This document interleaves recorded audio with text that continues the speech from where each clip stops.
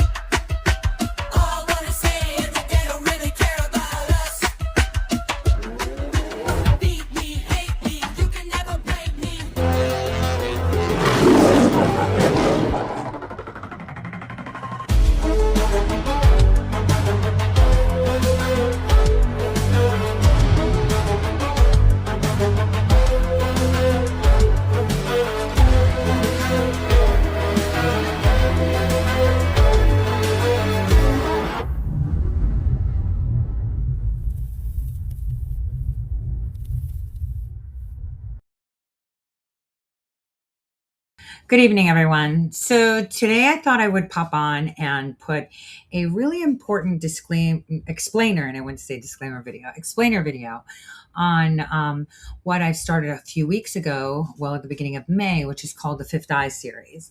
And this is extremely important, more so because it's happening right now in front of our eyes. And I don't think a lot of people are grasping anything except for a couple names like Sam Altman and I would have thought that people would understand what I was conveying when I said, Oak, GOST, and ATHENA. And this goes back to the replacement of what General Jones had done in technology, if you guys are paying attention. So I've put together this explainer video for all of you that I would like to play for you. Now, before I enter that, there are a couple things that I wanted to kind of show and explain. Yesterday, I could not look anywhere on social media without seeing what happened in Paris, right? We had burning cars, people getting, attacked, women in their car, fires being set. And the narrative went that it's because of all the invaders they have. Now, albeit, it was a very heated, kind of thing happening. Very much so. But it was absolutely normal. And I thought today I'd share a little bit of personal information with you so you could see it. This is before migrants, okay? So let me show you some pictures. So here's one. See, they're outside burning cars and breaking things in this video. This still picture. And this is when a Greek team won the Euroliga and they set all of Athens on fire. Mind you, let me show you another one. Here they are, what people call, hooligans, right? They call them hooligans, right? And I'll tell you a fun story. So my niece, are you able to see them? No, you weren't actually. Shit. I thought that they were posting. Hold on. I know why they weren't posting. Give me a second. Oh, come on. Come on. Come on. Come on. There we go. Now, sorry about that. Let's start that all over again. So, as I said, these are all picture stills from stuff that happens all the time in Europe when we are speaking of soccer, right? When there's soccer, all of this happens. Now let's take a look at them one by one. So here's one. Here's where you see individuals outside post the game setting a lot of shit on fire. Cars, homes, people even. Some people die. A lot of people get injured. Let's move it along. Next. Here's another one where they're actually burning shit down outside, not in the stadium, because the stadium's a whole other ballgame. Okay. These are called hooligans. Okay. And then here is the stadium completely on fire by these so-called hooligans. This is before invaders. Okay. Before invaders. And I'll show you the proof in the pudding about the before invaders. I'm going to leave that one for last so you can see the timing of it. Give me a second. Let me get that off the screen. All right. Here's some more hooligan pictures of people burning shit and setting things on fire. Okay. This is normal in Europe and the Middle East when there's games in soccer. This is absolutely normal. But your influencers, especially Tommy Robinson, what a cop out, right? Because it's like he's never been to a West Ham game. Like, stop. It was all about, these invaders. Now, yes, they added to the crowd and they added their Middle Eastern spark to it because they do the same shit in the Middle East. But wait, let me just show you how many years this has been happening. Here's another one. This is from in the stadium. Let me move the picture over away from the chat. Right there. Let's do that. As you can see, they've already started setting the whole stadium on fire. Okay. This is before the game even finished, right? When their team was doing well. Okay. Hold on. Let's get some more up there. Now, here's in the stadium completely. Everyone's got, fire flares. They're usually flares that they use. They also use Molotovs right outside where they're smashing shit up because they're extremely happy that they won. I know it sounds crazy. Now, I'll tell you this, like a couple of years ago, Messi, the soccer player, was playing here and I was traveling and I couldn't go. So my then boyfriend went with my niece to the game and she texted me, "Oh my God, the soccer games in America are so lame." And I said, "Why?" "The hooligans here are fucking just fat people with no shirts. They don't do anything." She was expecting like war. That's what she knows and loves. And hence, let me show you how old those pictures are. Oh dear. Now tell me, this is my now 17-year-old niece who was, I think, maybe like 4 or 5 when she went to a game. And as you can see, that's at least over 10 years before the invaders. But, like I said, they're just going to tell you whatever they want. As long as it's a hot topic and you're clicking and you're liking and you're sharing, they're important. So for those of you out there that kind of went with the whole, it's all because of these, migrants and invaders. Yes, it was escalated a little bit more. And yes, they are going to be bolder than ever because they don't really give a shit about their host countries. But no, this was normal course to par. And in fact, Paris should have been prepared for this because it's been happening for years, decades. So it's like, why was the rhetoric going? Because it makes us look dumb, right? Aside from the fact that Europe is like, Americans are stupid, look at what they're saying. It also shows you the dishonesty of your influencers. Now, half of them are just fucking stupid and do not know what soccer means to other peoples. But, they wanted to make it all about immigration again and let's push it. It's a hot topic. Let's go. And all I was saying, like, what the hell? Like when I saw Tommy Robinson post it, he just posted it and said, "No comment." Of course, no comment, bitch. I know you've been to a game because you look like a hooligan. And I'm pretty sure you did your hooligan-y things back in your days. So it's very important that people start paying attention as to how much bullshit they're being fed by their influence and by their social media. So please keep that in mind. Now, it was a little bit escalated, I would say, for this day and age. And yes, perhaps maybe an inch or so more than, ever, because you do have invaders from other countries, that also have the same bug for soccer. So in that mix, aside from the French Arab that are there were a ton of white people, a ton of other foreigners that are Eastern European doing the same thing, but we only focus on what? Allahu Akbar. When they're happy, they say things like that. When they're excited, they say things like that. They were not declaring war. But your influencers love to mess with those 6 inches between your ears and told you how much you have to hate stuff. So this is where I have a problem. See, many people just take my saltiness as just being salty, like I'm desperate for their attention. Honey, it's the other way around. Shoes and fits and stuff. And I want you to keep this in mind as FIFA comes around the corner, because they don't do foam fingers. Okay. They don't do foam fingers. So it'll be interesting. And so now there's kind of inclinings. Remember my last show that I did, I showed you guys at just what kind of level of threat we are as a nation in respects to, and more so, all these events happening one on top of the other. So it was extremely important for me to kind of like put it out. Why is my camera all lopsided? I'm like in the center. What's going on here? I'm hiding behind the text. Let me take this off so it's not weird. I feel like awkward when I'm looking at myself, and I feel off center because something's somewhere. So I find it quite fascinating, that no one else is sounding the alarm, but they will when they need the clicks, and you need to know what's going on.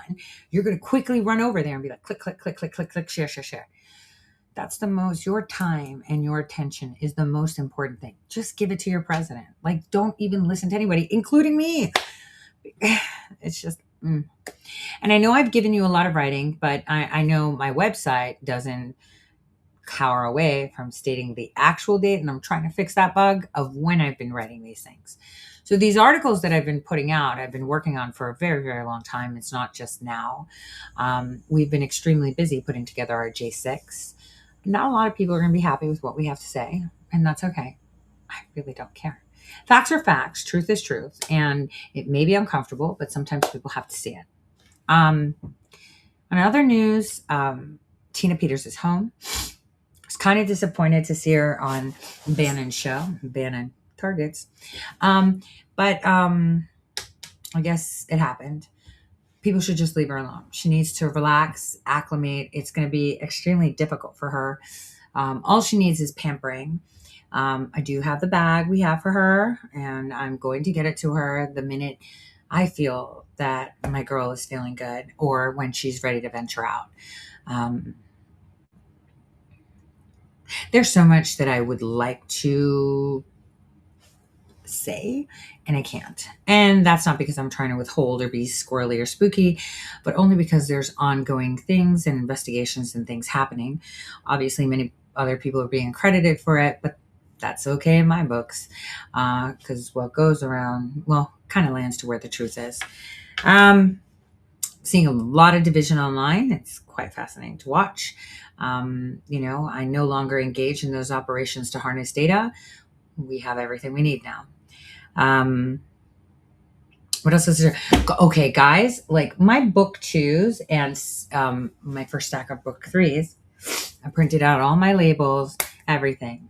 But I'm really sorry. I don't have a worker. I can't afford to pay someone. So this week I'm actually out of pocket. You'll know about it later. Just hold on to it. So I can't send them out. And I also have the inside jobs to pick up, which I'm not going to pick up because I will not be home on Friday to pick them up, because I didn't want a white cover. I wanted it cream. So the printer changed it. So they look fantastic. And also the label with the code thing looks perfect. Well, where I'm going to put the code. So those look perfect for the inside job. Remember, this is our first beta run. You guys will be the first people that enter this platform. I don't know if there's any books left because I kept it small because I needed to be a test, because the Digital Dominion one is a big one. So those books are coming in the back with the other evidence, which is more digitally allocated and a lot better. This one is kind of like a test run, so I'm making it simple where you actually have the tangible evidence so you can learn as well as engage, whereas you can actually see what you have and then see how that's being treated without talking about what you have, because that's the key point. We want to keep data neutered and just to the fact, without expressing it, so that way the right pieces come together. And this is because, have you ever tried to research something and you're researching and then you go into this rabbit hole and then you go to this rabbit hole and you're like, you started researching mountains and now here you are, checking out the surface of Uranus, thinking like, how'd I get here? Rabbit hole to rabbit hole. And so what this MLL that I've kind of put together disallows that tainting. Obviously, it disallows trolls. Obviously, it disallows all these other things, but it allows the truth to kind of almost gravitate to each other. Kind of think of it like a radiobacterium, right? It's the only bacteria and the only piece of life that we know that can get its DNA completely shattered into a million pieces and it'll just reconstitute. So it works well in areas of radiation. And I'm pretty sure, those gray things that are actually human stuff work with that technology wearing those suits. I mean, why else the big eyes? But anyway, I digress. Let's start this video. There will be a break at some point from our sponsors. I hope you like my new beat because it's going to be kind of funny. I think we should do this. I mean, my sponsors are the people, and I think I should entertain the people that watch and listen. So we'll be having messages from my sponsors. I hope you like it. But before we get into that, I'd like to play a song for you. I know the people on Rumble can see it in their whoa, is it there? Let me see. Oh shoot. Oh, it's not there. Wait, give me a second. I was just complaining that I couldn't do something and I did it. I found this interesting video. I'll post it on Telegram later. Of someone who has been taking the time for over 40 days, turning psalms into modern songs that you want to sing. So I thought today we could start with her day 39. So we're going to play that. And then right after that, you're getting a quick, hard, and fast lesson on what this Fifth Eye series is really all about. And I hope you enjoy it. So I'll see you guys in a bit.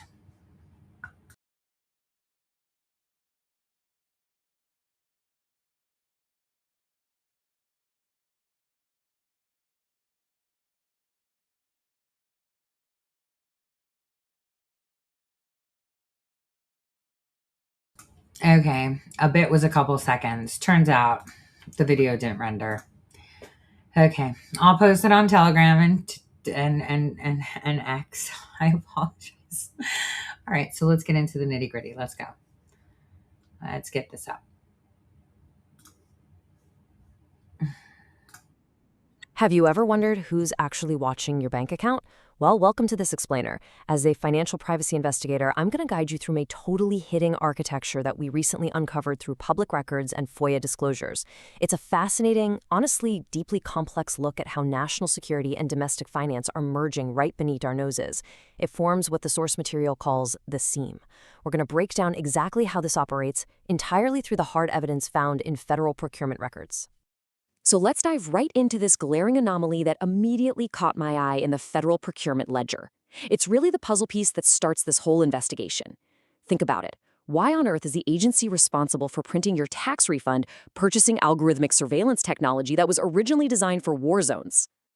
Look at the stark contrast we have here. On one side, we've got agencies like ICE, Customs and Border Protection, and the DEA. These are law enforcement agencies, right? They hunt people. They have a clear statutory mandate to use tools like Giant Oak's search technology, or GOST. But then look at the other side, the Bureau of the Fiscal Service. They literally just act as the government's checkbook, cutting checks for Social Security and processing federal payments. They don't carry badges, and they possess absolutely zero enforcement, border, or intelligence mandate that would ever justify buying an algorithmic social media surveillance platform. Section 1, Warzone Techcom's Home. The trajectory of Gary Schiffman. To figure out how this software ended up in a Treasury payments office, we've got to follow the trail of the guy who built it. Starting right in the thick of the post-9/11 security era, we start with Gary Schiffman. He began as Chief of Staff at Customs and Border Protection. From there, he moved over to a highly classified military project at DARPA called Nexus 7. Nexus 7 was a data fusion program in Afghanistan that fused radar, market data, and mobile metadata to create predictive targeting against insurgents. After leaving that world, Schiffman commercialized that exact Warzone tech into a private platform called GOST, founding a company named Giant Oak. Now, what's truly alarming is exactly how this software was calibrated. This platform, originally built for counterinsurgency, was explicitly tuned to filter demographics. According to the Department of Homeland Security's own internal documents, which, by the way, were only released because of a court order, the system was advertised to filter various Arabic naming conventions. That is the exact tool the Bureau of the Fiscal Service has been buying. Section 2. The Financial Intel Architect. the trajectory of Juan Zarate. The second crucial figure in our investigation built the other side of this architecture, but he was operating deep inside the U.S. Treasury. This is Juan Zarate. He essentially established the contemporary federal financial intelligence regime as we know it today. Appointed as the first ever Assistant Secretary of the Treasury for Terrorist Financing, he supervised FinCEN and OFAC, leading this massive post-9/11 anti-money laundering expansion. After his government service, he moved to the private sector to consult for major banks, eventually becoming the global co-managing partner at a huge corporate intelligence firm called K2 Integrity. So the key takeaway here is just how incredibly wide Zarate's influence is today. He's an executive at K2 Integrity, an advisor to Coinbase and HSBC, on the advisory board of the National Counterterrorism Center, and yeah, actually, you're reading that right. He even sits on the Vatican's Financial Regulator Board. He concurrently occupies substantially every significant node of the international financial intelligence ecosystem. It's a staggering overlap of public policy expertise and private corporate influence. Section 3. Building the hidden seam, two titans merge. The mystery of our anomaly gets a whole lot deeper when we look at the public record for October 2020. This is where the two sides of our story literally collide. Gary Schiffman and Juan Zarate jointly launched a fintech venture called Consilient. Just think about what this means. The guy who built the military targeting methodology at DARPA partnered up with the architect of the Treasury intelligence regime. Together, they launched a powerful new financial tracking tool, selling it to both a consortium of major banks and federal customers. To understand how they actually bypass traditional privacy barriers, we need to define their core tech. It relies on a concept called federated machine learning, which Schiffman himself refers to as the traveling algorithm. Basically, it's a technique allowing a targeting algorithm to train across decentralized data without ever pooling that raw data into a single centralized repository. Think of it kind of like a teacher grading papers right at each student's desk, rather than collecting all the papers and carrying them back to the teacher's lounge. Here is the genius and, honestly, the danger of this workaround. In traditional surveillance, a central authority scoops up all the raw customer data, which immediately triggers massive privacy and constitutional alarms. But with federated machine learning, the private data stays put securely inside your individual bank. Instead, it's the algorithmic targeting model that crosses the boundaries. The algorithm travels to the data, learns what suspicious behavior looks like, and flags individuals across the entire sector. Section 4. The privacy workaround. Direct impact on citizens. Let's step back a second and look at what this complex technology actually means for your everyday checking account. Follow the model here. Step 1. A citizen, let's say a low-income Social Security recipient, posts a critical comment online about a government policy and then sends a standard wire transfer. Step 2. A shared algorithm, sitting quietly in the banking sector or a Treasury payments office, silently screens that transaction against adversarial profiles. Step 3. They get flagged as suspicious. There's no warrant, there's no notification. The entire classification happens completely in the background. And the Treasury's reach extends even further than that. According to FOIA disclosures, the Treasury's Office of Foreign Assets Control, or OFAC, uses data brokers like Babel Street and a tool called LocateX. This lets them procure mobile ad tech location data, literally the exact same data generated by the weather and shopping apps sitting right there on your phone.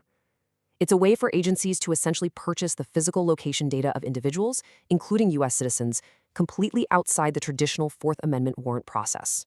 Both of these avenues achieve the exact same outcome. They just walk through different doors. On one side, we have Consilient using the bank consortium door via those traveling algorithms. On the other, Babel Street uses the data broker door via purchased mobile data.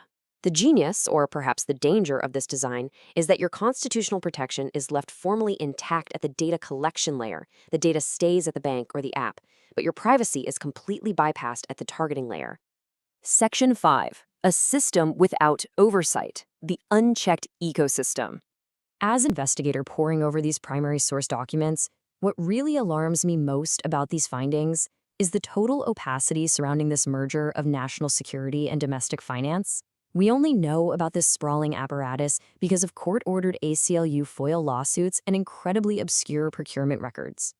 Even right now, we still don't know who the actual end users are for the Bureau of the Fiscal Service's GOST contract. Is it cross-component intelligence sharing? Is it screening federal payment recipients? We genuinely don't know because there have been zero public congressional hearings about this specific software ecosystem. It is a massive system scaling up entirely in the dark. Which brings us to a final, pretty profound question. When war zone algorithms are silently screening our personal checking accounts from the shadows of bureaucratic anomalies, we are left to ask, who is actually in charge? Who truly owns this classification authority over American citizens? And when exactly did we consent to this? Thanks for joining me for this explainer. Keep examining the evidence and keep asking the hard questions. Imagine the clerk sitting in this sort of fluorescent lit office who literally cuts your grandmother's Social Security check. Right. Or, the administrative worker who just processes the payment for a local construction company that paved a road for the federal government. Just everyday bureaucratic stuff. Exactly, just mundane paperwork. Yeah. But now imagine that exact same administrative clerk logging into this military-grade algorithmic surveillance software. Right, which sounds crazy. It really does. Like the exact same digital architecture that was originally designed to hunt insurgents in the valleys of Afghanistan. I mean, honestly, it sounds like the plot of some dystopian speculative fiction novel, right? Or maybe just a really gross exaggeration of, like, bureaucratic mission creep. It sounds totally impossible. Yeah. But, and this is the wild part, according to federal procurement records and internal documents that were literally dragged into the light through Freedom of Information Act lawsuits, this is not a hypothetical. No, it's not. This is the actual structural reality of the United States financial system right now. Yeah, it is the reality of a system operating, largely in the shadows, but doing it perfectly legally, and without most citizens having even the faintest idea that they are a part of it. And that is exactly what we are focusing on for today's deep dive into our source material. We are looking at a very specific agency, the U.S. Treasury's Bureau of the Fiscal Service. Fiscal Service. To put it bluntly, this is a back office operation. It's an administrative plumbing department, basically. Yeah, plumbing is a good word for it. If you receive a tax refund, or if you get federal benefits, or if you are a federal contractor, the Fiscal Service is the entity cutting that check. They do not hunt terrorists. No. They don't police the borders. They don't run human intelligence networks in foreign capitals. They literally just manage the money going out the federal door. Right. It's a completely mundane, albeit entirely essential, function of a functioning government. I mean, they are basically the accountants. Which brings us to the glaring anomaly that kicks off our entire investigation today. Federal procurement records show that this exact back office payments agency is a paying customer of a machine learning surveillance platform called GOST. GOST. Right, which stands for Giant Oak Search Technology. And if you look at the Department of Homeland Security's own internal presentation slides regarding GOST, the platform's stated purpose is to, quote, filter various Arabic naming conventions and identify adversarial threat patterns. The contrast there is just staggering. It really is. You have this purely administrative accounting office with absolutely zero law enforcement or intelligence charter, and they are purchasing algorithmic surveillance software explicitly designed for, immigration enforcement, threat hunting, and counterinsurgency. Right. And this structural disconnect, this exact intersection, is what the source material refers to as the seam. The seam. And that is the mission for today's deep dive. We're going to map out the seam. We're going to explore this hidden structural connection point where domestic homeland security surveillance fundamentally merges with the United States financial intelligence regime. Because we really need to understand how data fusion tools built for predicting war zone violence have been turned inward onto the domestic banking system. Yeah. And perhaps most importantly, we are going to trace exactly how private for-profit firms have essentially bypassed traditional constitutional oversight to make this domestic dragnet a reality. Because, as the sources meticulously detail, the whole paradigm has shifted. This isn't just about the government vacuuming up your data anymore. Yeah. It's about privatized algorithms making silent classifications about you and ultimately dictating your access to your own money. Now, before we really dive into the mechanisms here, I need to make one thing explicitly clear to you, the listener. The source material we are analyzing today covers a vast timeline. Decades, really. Yeah, it touches on the actions of the Bush administration, the Obama administration, the Trump administration, and the Biden administration. And it inherently touches on incredibly charged political topics, like border control, immigration policy, domestic spying. Right, highly sensitive stuff. But our approach today is strictly analytical and impartial. Exactly. We are not taking sides. We aren't here to endorse or condemn any political faction, administration, or policy stance. We just follow the documents. Right. Our goal is solely to analyze the factual architecture of this surveillance system, exactly as it is laid out in the sources. We want to show you the factual blueprint of how this machinery was built, who built it, and how it operates under the hood. And to understand that blueprint, we really have to start with the legal crowbar that forced this information into the public domain in the first place. The FOIA lawsuit. Exactly. A cache of documents obtained via a Freedom of Information Act lawsuit. So this started back in 2018. The ACLU and the ACLU of Northern California filed a standard FOIA request to learn more about how the government was using social media surveillance. And the government basically ignored it. Right, they dragged their feet. Yeah. So in 2019, the ACLU sued. And that litigation is critical because it forced the federal government to actually disclose the customer records for Giant Oak within the federal ecosystem. Which is fascinating to look at. It is, because when you look at the list of agencies paying for this technology, most of it makes intuitive sense. You have Immigration and Customs Enforcement, or ICE. You have Customs and Border Protection, CBP. Right. You have the Drug Enforcement Administration, the State Department, and the United States Air Force. Right, and if I'm looking at that list, I'm thinking, sure, ICE, CBP, DEA, the military, these are defense and law enforcement agencies. It's their job. Yeah, they have statutory mandates to secure perimeters, hunt down cartels, monitor foreign adversaries. Yeah. Buying threat hunting software is exactly what I would expect them to do. It perfectly aligns with their stated missions, but then, tucked right into that exact same list of hardened national security operators, is the sixth name. The Bureau of the Fiscal Service. For check cutters, the complete misfit of the group. Right. Why on earth does the Tax Refund Office need a machine learning platform built to run negative searches and filter naming conventions? Well, the source text dives into this anomaly, and it outlines 3 plausible explanations for why the Fiscal Service might be buying Growth End. And what is really crucial to grasp from the outset is that absolutely none of these 3 explanations offer any comfort when it comes to oversight and the financial privacy of the average citizen. Okay, let's unpack this. Yeah. Because honestly, could this just be a clerical error? A weird government accounting quirk? The source insists it is not a clerical error, primarily given the continuous nature of the contracts. It's a repeated purchase. So if we rule out an error, the first logical assumption is that it's a bureaucratic sleight of hand. Okay, how so? Well, the federal procurement system is a notoriously convoluted labyrinth. It's highly plausible that the Fiscal Service is just acting as an administrative pass-through. Like, they hold the contract and sign the checks, but the actual end user sitting at the computer running the software is a different, more secretive intelligence component within the Treasury. Exactly. That is the first explanation, bureaucratic plumbing.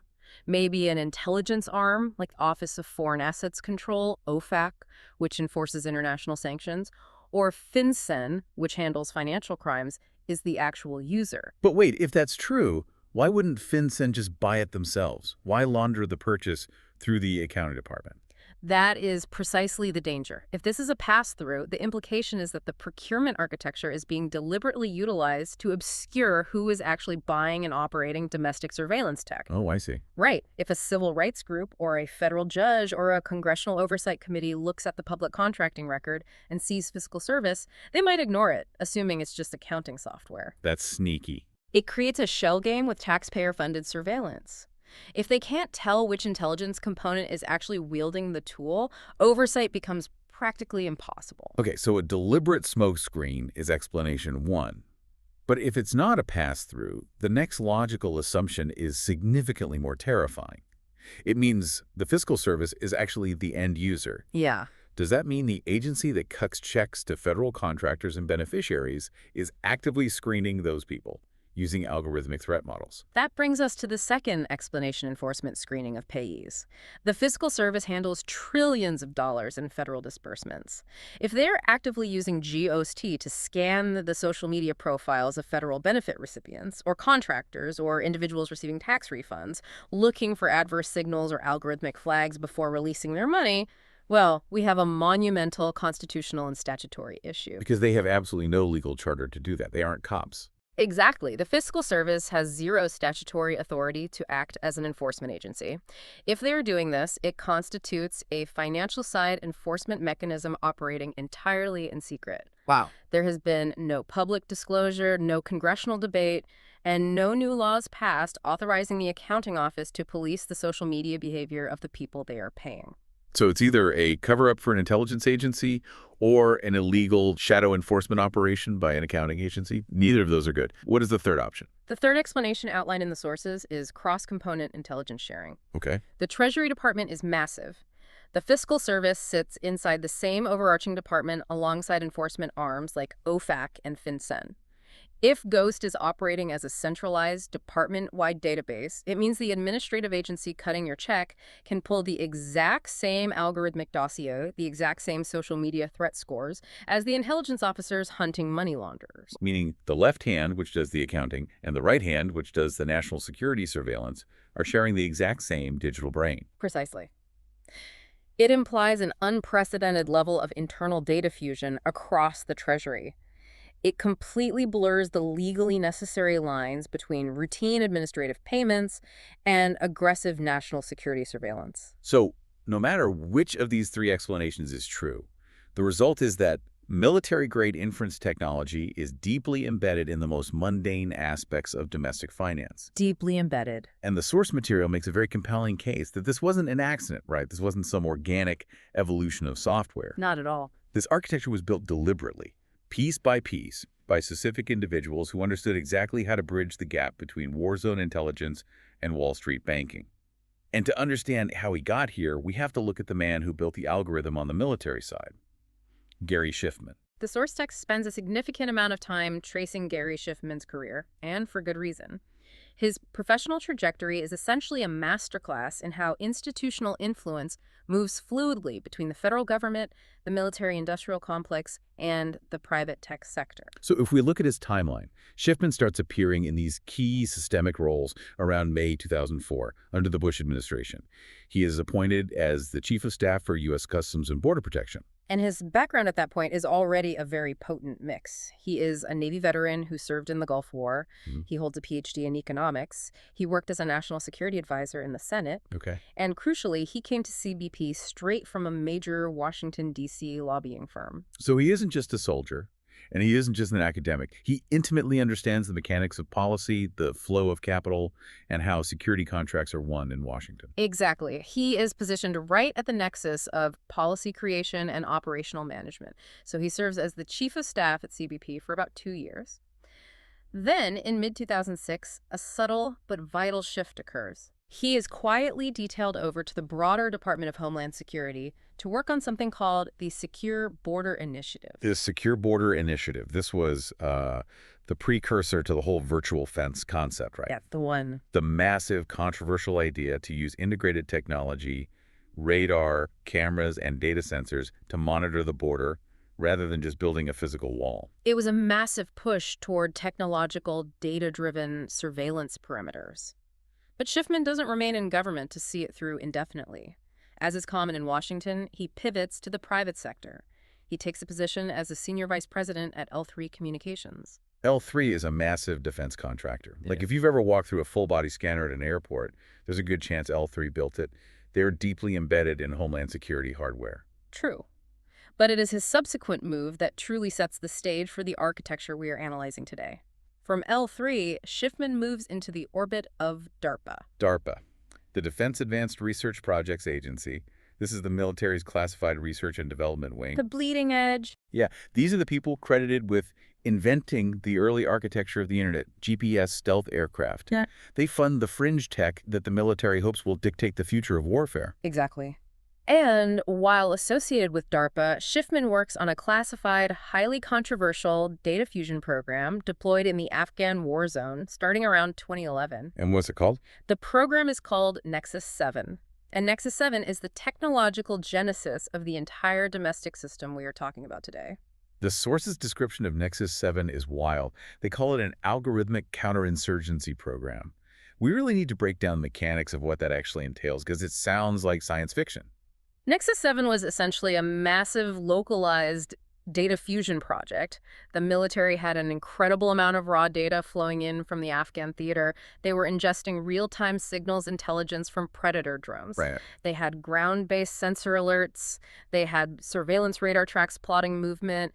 They were vacuuming up vast amounts of mobile phone metadata, who was calling whom and for how long. Which all sounds like standard albeit highly advanced war zone espionage. You track the phones, you fly the drones, you find the enemy. Sure. But Nexus 7 went much further than that.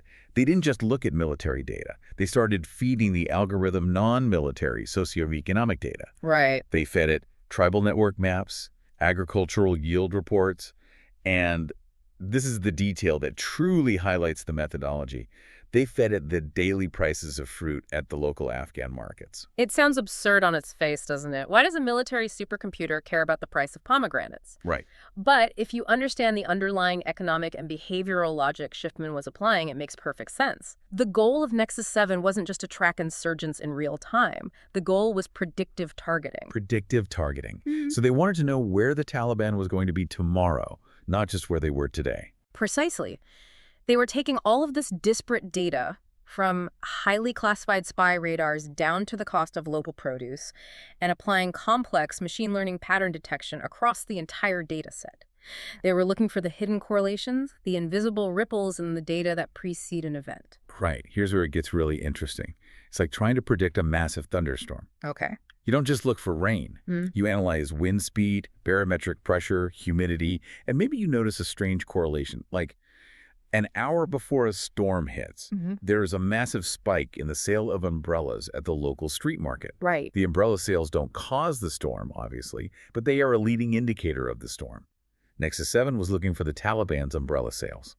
Maybe whenever an insurgent cell is preparing to move through a specific valley, they quietly send someone ahead to buy up all the local produce to feed their fighters. Exactly. Which creates a micro spike in the price of fruit at that specific market. That is a brilliant analogy.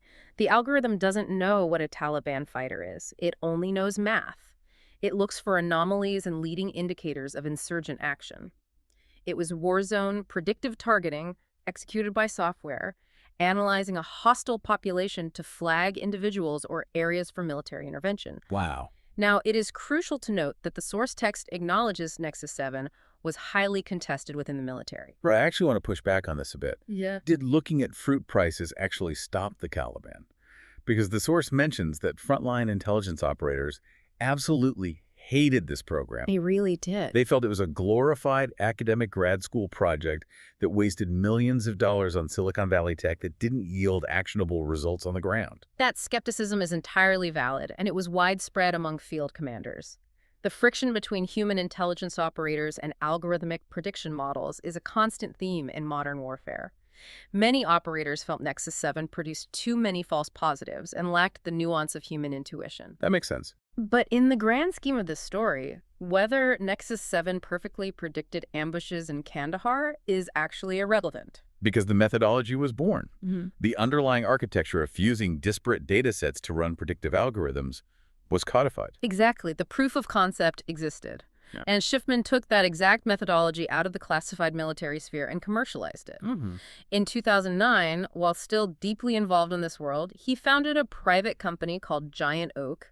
It is no coincidence that Giant Oak's headquarters were located just miles away from the offices of CBP and DARPA. Right in the neighborhood. He takes a Nexus 7 data fusion and pattern recognition methodology and builds a commercial software platform, GST, Giant Oak Search Technology. And the source describes GOST as a negative search platform. We really need to unpack what that means because it fundamentally flips how we usually interact with algorithms. A standard search engine, like Google, is designed to find relevance based on your specific query. You type in best pizza in New York, and the algorithm sifts through the internet to find the most popular, highly rated matches. It's trying to give you what you want. Its goal is utility and positive association.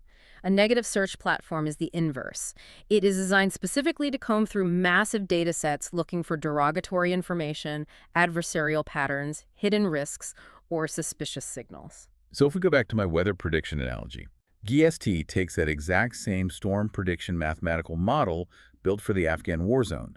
But instead of pointing it at drone feeds and fruit prices to find Taliban fighters, Schiffman points it at domestic civilian data sets. Precisely. The military application becomes a domestic application. He points DST at immigrants applying for visas, running their social media histories, their associations, their public digital footprints through the algorithm to find hidden adversarial patterns. Unbelievable. And eventually, as we saw with the Fiscal Service, he points it at the domestic financial system. It is the ultimate dual-use platform. The machine learning code does not care if it is looking for an insurgent placing an IED or a suspicious banking customer moving illicit funds. The mathematical methodology of finding the anomaly is identical. And to prove just how adaptable and dual-use this algorithm is, the source provides a really fascinating tangent about a completely different sector. Giant Oak won a massive contract with the energy sector. Yes, they did. They secured a $5.2 million contract with the Federal Energy Regulatory Commission, or FER. Giant Oak built a specific software system for them called ATHENA, but the core engine is the exact same underlying logic as GOST Nexus 7. Right. FERC uses ATHENA to surveil energy traders. What exactly are they looking for in the energy market? Like, what's the fruit price equivalent here? They're looking for market manipulation, specifically things like wash trades. A wash trade is a form of illegal market manipulation where a trader simultaneously buys and sells the same financial instrument. Oh, I see. It creates fake, misleading activity in the marketplace to manipulate the price or trick other investors into thinking there is high demand. So how does an algorithm catch a wash trade? It's not like the trader's going to explicitly admit they are doing it. It catches it by looking at the metadata of the trades. The algorithm analyzes millisecond timing, the network connections between seemingly unrelated trading accounts, the historical behavior patterns of the traders. It looks for the hidden correlations that human regulators could never spot in a sea of millions of daily transactions. Which perfectly illustrates the point. The exact same mathematical engine used to find a terrorist network in a war zone is being used to find financial fraud in the energy market and to find negative signals in a visa applicant's social media feed. It is a universal inference engine. But an engine, no matter how powerful, is useless without fuel. If Schiffman had built the ultimate inference engine on the homeland security and military side, he still faced a massive hurdle if he wanted to apply it to domestic finance. What was the hurdle? He needed data. He needed to plug his engine into the global banking system. But he was a military and border security guy. He wasn't a banker. He needed a counterpart on the Treasury side to open the doors. And that brings us to the second pivotal figure in this architecture, Juan Zarate. If Schiffman is the architect of the algorithm, Zarate is the architect of the financial plumbing it plugs into. Juan Carlos Zarate is, without exaggeration, arguably the single most consequential figure in the creation of the contemporary U.S. Treasury financial intelligence regime. To understand his influence, we have to look at how dramatically the world changed after September 11, 2001, and how Zarate capitalized on that shift. Before 9/11, Zarate was a federal terrorism prosecutor at the Department of Justice. He worked on massive, historic, complex cases. He helped prosecute the perpetrators of the 1998 East Africa Embassy bombings and the 2000 USS Cole bombing. Right. So he deeply understood international terror networks and how they operated. Then the 9/11 attacks happen, and the entire paradigm of national security shifts. Oh. The U.S. government realizes they can't just fight terrorism with bullets. They have to choke off the funding. They have to follow the money. Right. The passage of the USA Patriot Act, specifically Title III, radically expanded the government's ability to monitor financial institutions. It fundamentally transformed the Treasury Department. I mean, before the Patriot Act, the Treasury was mostly about collecting taxes, printing money, managing the deficit. After the Patriot Act, they became a fully fledged intelligence agency. Exactly. And Zarate is brought into the Treasury under the Bush administration to oversee this transformation. He is appointed to a role that had literally never existed in the history of the Republic, the first ever Assistant Secretary of the Treasury for terrorist financing and financial crimes. So he didn't just step into an existing role and manage a bureaucracy. He built the machinery from scratch. He built the entire post-9/11 anti-money laundering and economic sanctions regime that currently governs the globe. He supervised FinCEN, the Financial Crimes Enforcement Network, which is the massive database where banks send all their suspicious activity reports. Wow. He supervised OFAC, the Office of Foreign Assets Control, which dictates who U.S. banks are legally allowed to do business with globally. And crucially, he led the establishment of the Office of Terrorism and Financial Intelligence, or TFI. And TFI is completely unique. It is an official, recognized member of the U.S. intelligence community, alongside the CIA and the NSA. But it sits right inside the Treasury Department, armed with the power to freeze assets and levy crippling financial sanctions without needing to fire a single shot. And Zarat oversaw all of it. He eventually moved to the White House to become President Bush's Deputy National Security Advisor for combating terrorism. He was, in effect, the country's counterterrorism star. So by the time Zarat leaves federal service at the end of the Bush administration in 2009, he is holding all the keys. He literally wrote the rule book for how banks must monitor their customers, and he built the federal agencies that punish the banks if they fail to do so. And like Schiffman, Zarat transitions into the private sector. He co-founds a firm called the Financial Integrity Network, which eventually merges to become part of K2 Integrity. K2 Integrity is a massive, incredibly powerful private financial intelligence consultancy. Their business model is essentially going to major global banks and saying, the U.S. government sanctions laws are incredibly complex. If you violate them, you will face billions in fines. Hire us, and we will design your compliance programs to ensure the Treasury Department doesn't destroy you. And who better to design a bank's compliance program than the man who literally invented the compliance laws? Exactly. But the source material pushes further. It meticulously maps out the unprecedented parallelism of Zarati's post-government career. It isn't just that he went to a consultancy, it is the sheer number of overlapping roles he occupies simultaneously across the entire financial and intelligence ecosystem. The source lists these concurrent positions, and the constellation of influence is staggering. Let's trace it. He is an executive at K2 Integrity, writing compliance protocols.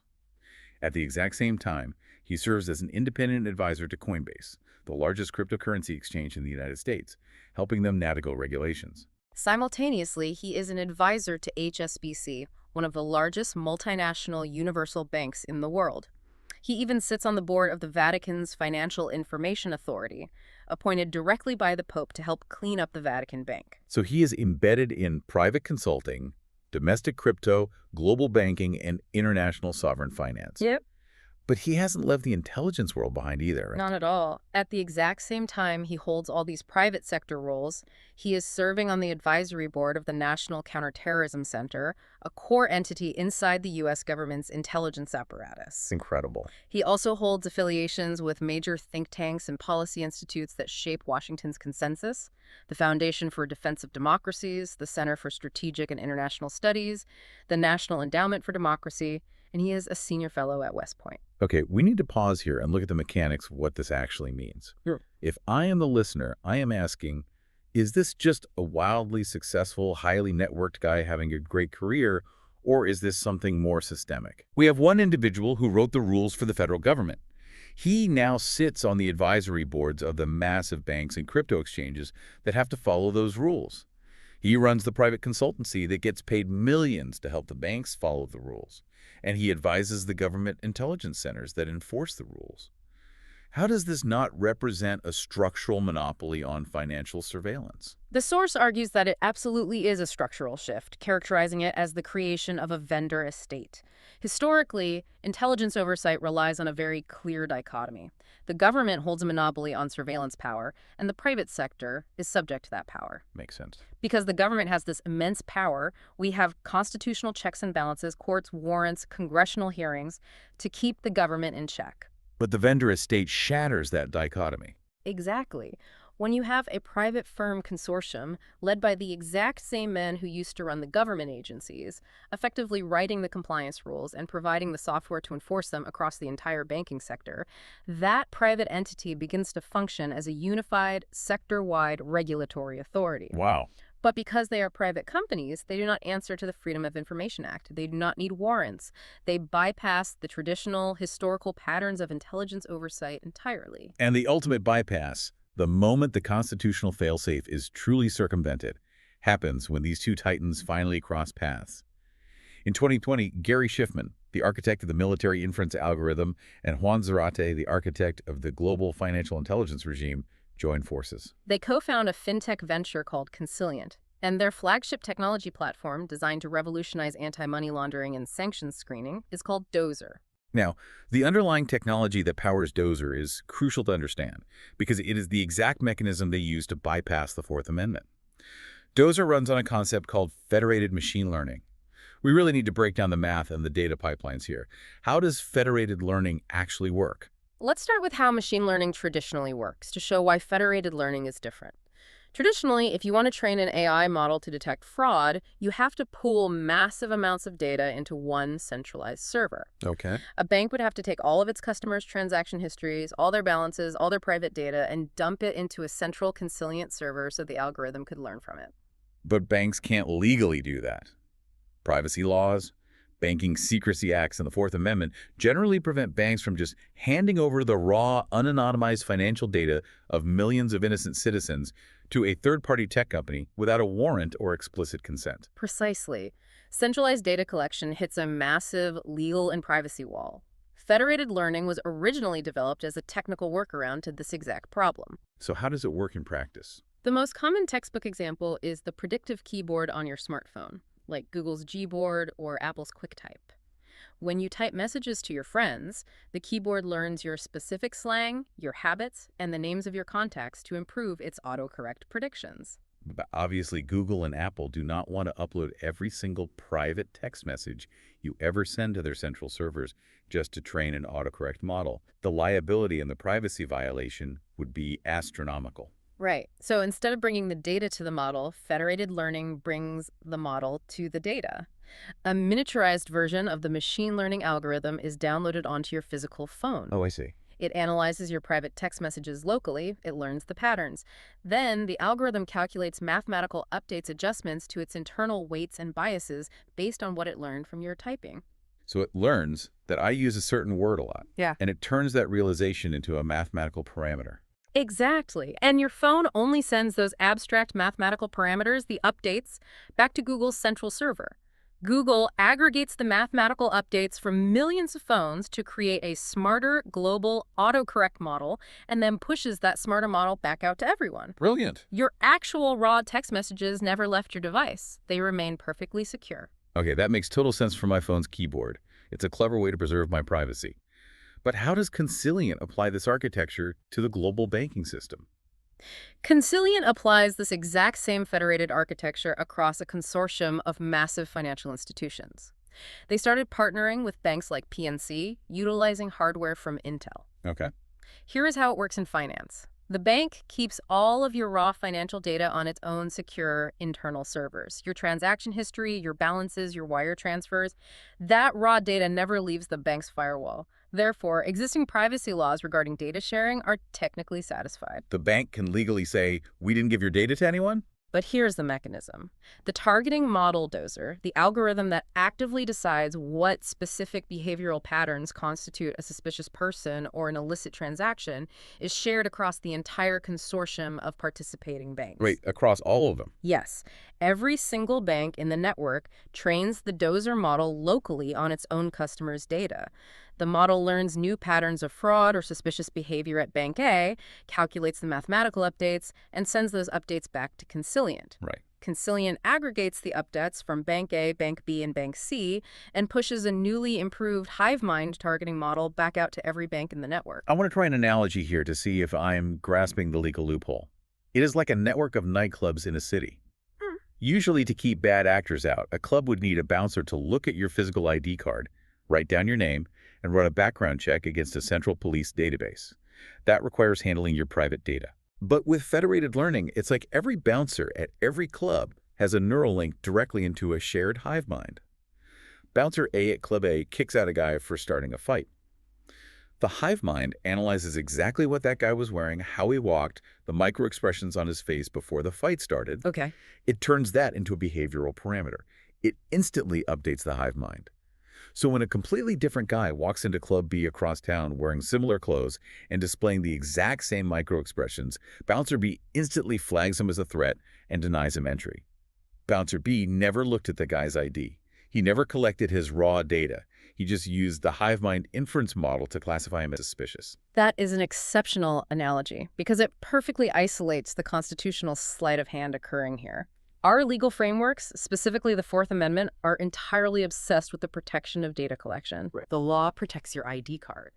The law protects your raw transaction history. Because Consilient and the banks can honestly say, look, the raw data never left the bank's internal servers. The system is technically, formally privacy preserving. But the actual surveillance, the act of targeting you, the act of classifying you as a risk, the act of denying you service, has been completely delocalized. It's no longer just your local bank manager looking at your account. It is a continuously evolving algorithmic model trained on the behavior of millions of people across the entire financial sector, actively judging your account based on hidden behavioral parameters. Exactly. The constitutional protection covers the hard drive your data sits on, but completely ignores the algorithm that is quietly judging you based on that data. It is a profound paradigm shift. We have moved from a world of data collection surveillance to a world of algorithmic inference surveillance, and the laws simply haven't caught up. This all sounds incredibly high-level and abstract, Models, parameters, federated neural networks. We need to ground this. We need to map out exactly how this massive, federated hive mind architecture actually impacts an everyday, average citizen who thinks they have nothing to hide. Let's walk through a hyper-specific hypothetical scenario, but one that is entirely grounded in the operational mechanics detailed in the source text. Okay, paint the picture. Imagine you are an ordinary, low-income citizen. Perhaps you receive federal benefits like Social Security, or maybe you operate a small landscaping business that occasionally does contract work clearing brush for a federal building, meaning you get paid through the Bureau of the Fiscal Service. So you are plugged into that administrative plumbing we discussed earlier. Exactly. Now, like millions of Americans, you are online, you have social media accounts, and let's say you post a politically charged comment on a public forum. You criticize federal immigration policy, or you express anger over foreign policy decisions. This is entirely legal speech, protected absolutely by the First Amendment. A completely normal occurrence. Sometime later, you go to your local bank to send a standard wire transfer. Maybe you are sending money to a family member who lives overseas, or paying a foreign supplier for parts for your business. Now, let's look at what is happening invisibly in the background. On the Department of Homeland Security side, GOS, that exact same algorithmic engine tuned by Schiffman to flag adversarial patterns, radicalization indicators, and Arabic naming conventions, is continuously scanning public social media datasets. Okay. It analyzes the linguistics, the associations, and the sentiment of your online posts. The algorithm, which doesn't understand context or nuance, flags your profile as a negative signal. It categorizes you as an elevated risk profile. And here is where the scene comes into play. Because the Bureau of the Fiscal Service is a paying customer of GOST, and because they sit inside the massive data-sharing apparatus of the Treasury Department alongside OFAC and FinCEN, this algorithmic targeting model doesn't just stay with Homeland Security, it crosses over into the financial payment screening environment. Precisely. The negative inference generated from your legal social media speech travels across the vendor estate. Now, when you walk into your bank and attempt that overseas wire transfer, Dozer, the federated screening model operating at your bank, cross-references the transaction against the parameters of the hive mind. Wow. Because your profile has been algorithmically tainted by a negative signal originating from your online speech, the model flags your wire transfer as highly anomalous and suspicious.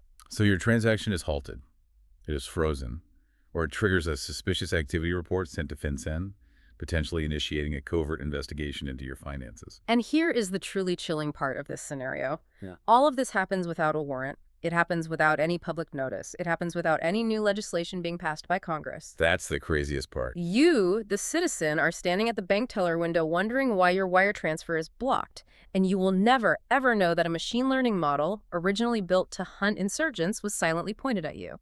You are effectively denied a fundamental financial service or secretly investigated based entirely on an automated algorithmic inference drawn from your legal speech.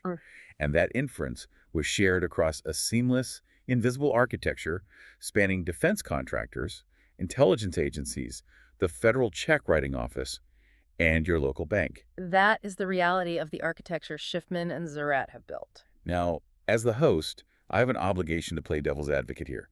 I can practically hear some listeners saying, wait a minute, the banking system is used by cartels, human traffickers, terrorist networks. Banks have a legal obligation to stop money laundering. The Treasury have to enforce economic sanctions against bad actors. Sure. If we don't use the best technology available, the bad guys win. In fact, The source material explicitly notes that Consilient claims their dozer tool dropped false positives in financial crime detection from over 90% down to 12%. If the algorithm is actually that much more accurate than human compliance officers, isn't catching the bad guys and reducing false alarms a public good? Doesn't the end justify the means? It is the eternal question of national security, and it is a completely valid argument. The source text addresses this tension directly. However, the rebuttal to the "it catches the bad guys" defense ultimately comes down to three critical structural failures: scale, opacity, and charter. Let's take those one by one, break down the problem with scale. When a single bank implements a fraud filter to stop someone from using a stolen credit card, that is a localized security measure. But when you implement a federated learning model across the entire banking sector, it scales into something else entirely. It is no longer a localized fraud filter. It becomes a centralized, sector-wide classification authority. Right. And crucially, it is an authority owned and operated by private men, not a democratically accountable government agency. If a private algorithm decides you're too risky to bank with, and that algorithm is shared by every major bank, you are effectively exiled from the modern economy. You can't just take your business down the street to a competitor because the competitor's bouncer shares the exact same hive mind. Okay, what opacity? The opacity of this system is staggering, and it renders traditional oversight useless. Even when the ACLU spent years in federal court and successfully won an order compelling the disclosure of FOIA documents, the government records they received still did not reveal exactly how the Bureau of the Fiscal Service is using GOST or for what specific operational purpose. So even a federal judge couldn't pierce the veil to see what the algorithm is actually doing. Right. If federal courts and dedicated civil rights attorneys cannot figure out how this technology is being deployed by a public agency, the average citizen has absolutely no chance of understanding or challenging the system. You cannot face your accuser if your accuser is a proprietary black box algorithm. And the final point, charter. The Bureau of the Fiscal Service is a payments office. They have zero statutory authority to conduct law enforcement screening or intelligence gathering on U.S. citizens. Deploying a privacy-preserving technical workaround like GOST or federated learning inside an agency with no legal mandate to run enforcement screening isn't a clever administrative efficiency. It is a massive structural overreach. It is a backdoor. So Schiffman and Zarate have essentially built a private, high-speed highway right past the Fourth Amendment, utilizing bank consortiums and federated machine learning as the asphalt. Essentially, yes. But the source material makes it clear that they aren't the only ones doing this. This isn't an isolated anomaly. It is a thriving industry.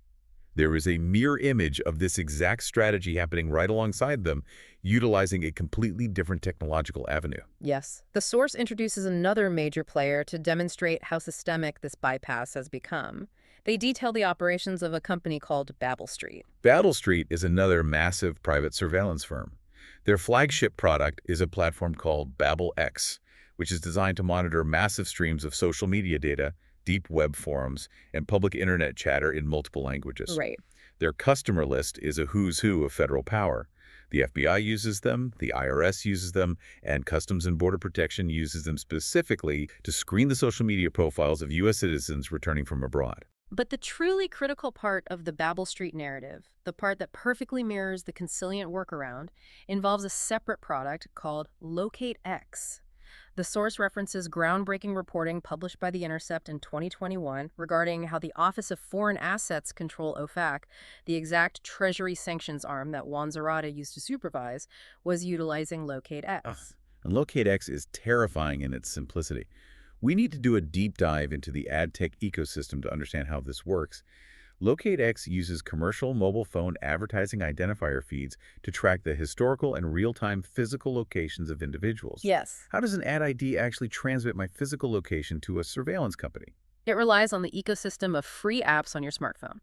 When you download a free weather app, a flashlight app, or a simple mobile game, you often click Agree on a lengthy terms of service agreement.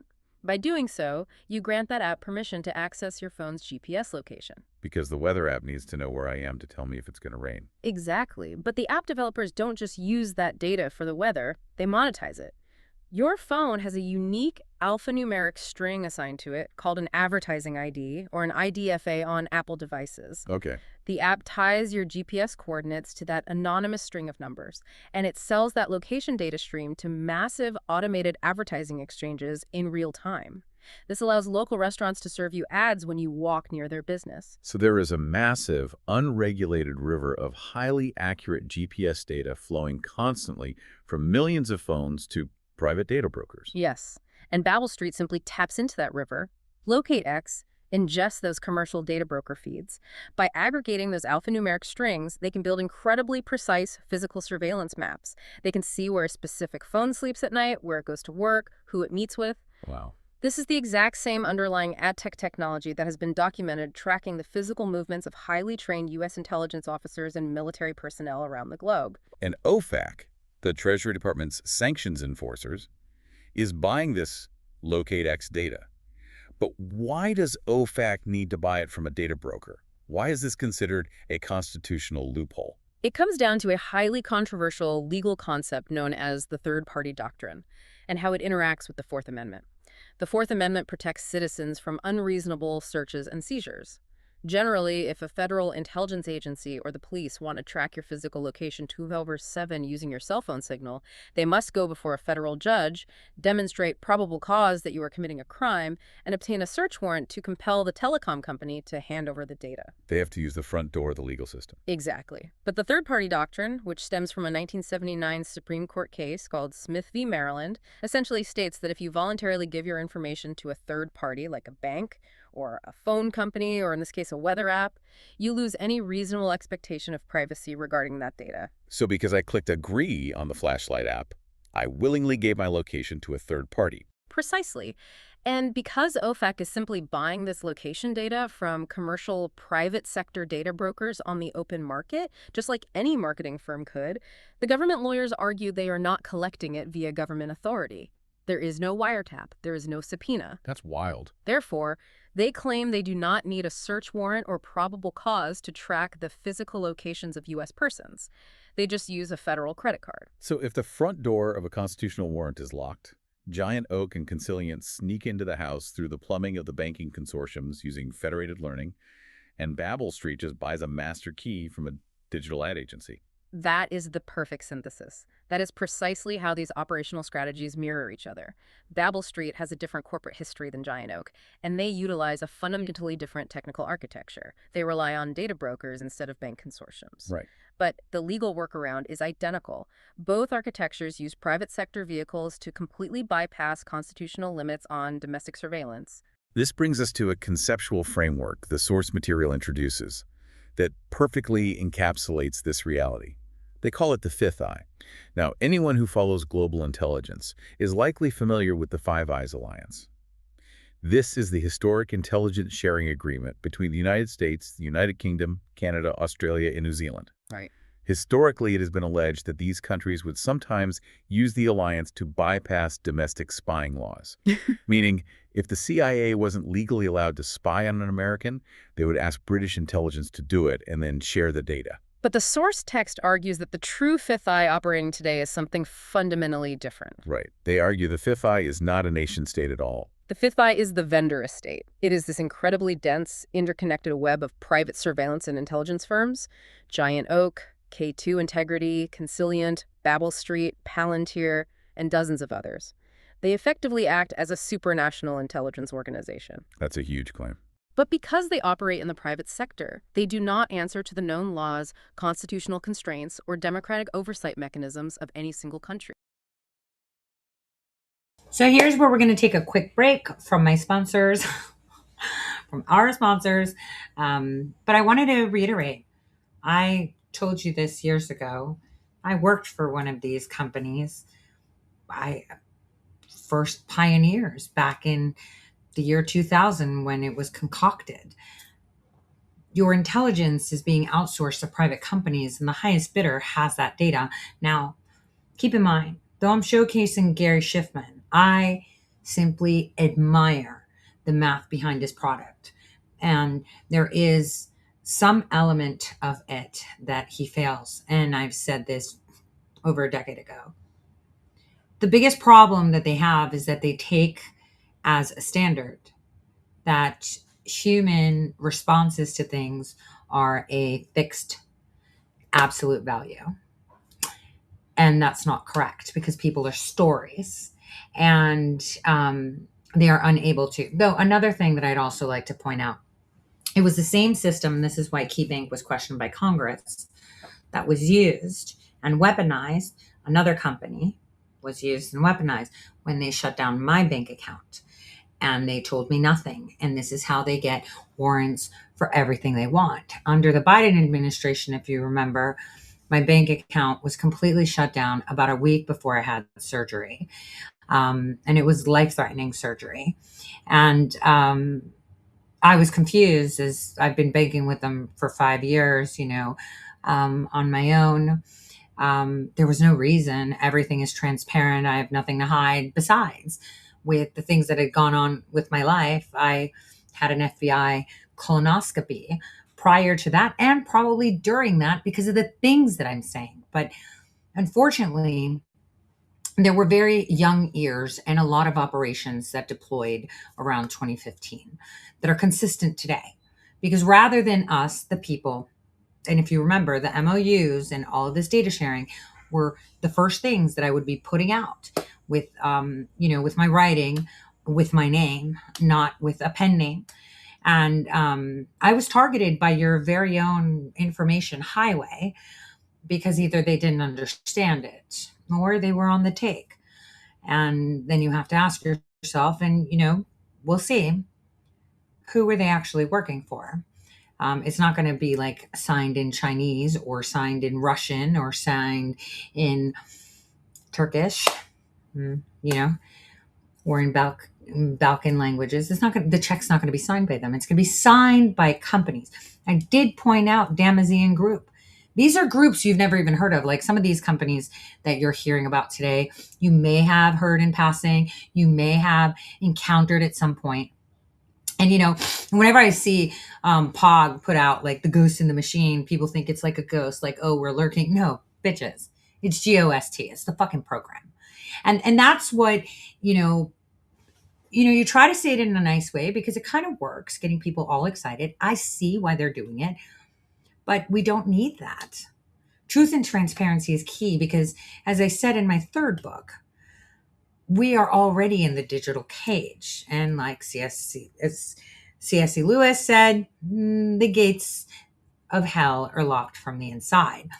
And rather than us focusing on the primary things that concern us as citizens directly, we're busy focusing on whatever the internet tells us to focus on for the day. And I mean, it kind of worked, me being mean, but I'm not like that. I was hoping that people that have signed their little NDAs and doing their thing would see that maybe truth is better, But what I've observed, and it was pointed out to me today by a conversation I had, it seems like a lot of them have kind of spread apart. Like, you see Brian Cates saying that, Dimitriev's account on X is fake, but then his alleged network, Lara Logan, was interviewing him and tagged that profile. So it seems like there's been a split. NDAs expired and they're no longer necessary. So there's a lot of satellite influencers that are kind of lost in space because they're deemed throwaways and they just don't realize it yet. But they will. And a lot of them are starting to realize it and they're getting angry. So now they're trying to find things about the people that they used to work for to talk shit about them. And it's kind of unfortunate. I feel bad for them, but don't say I didn't warn you. So let's take this quick break. Let's have this quick intermission. I think you guys are going to like our sponsors. So let's get to it. Where are we? There we go. All right. See you in a bit.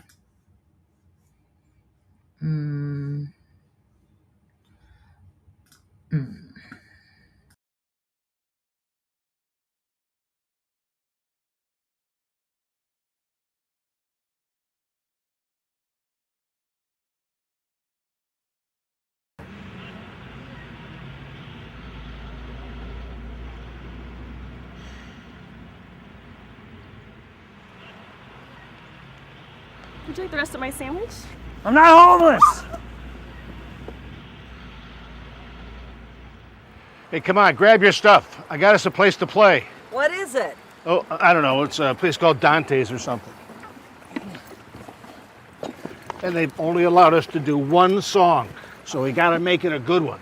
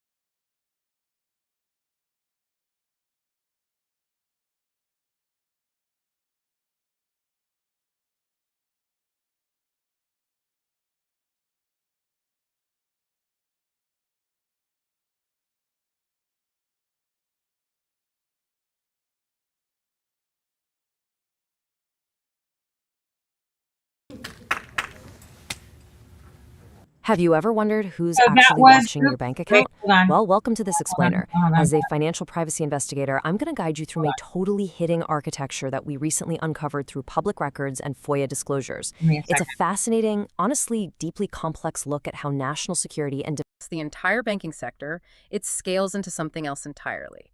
It is no longer a localized fraud filter. Administration. Following that, Now I'm back. Sorry, guys. I kind of like mixed up on the video. So I hope you like our sponsors. I have some really good ones. I think today, we went with buttered biscuits. There's this guy online. I totally saw him flying by one day on my commentary a while back.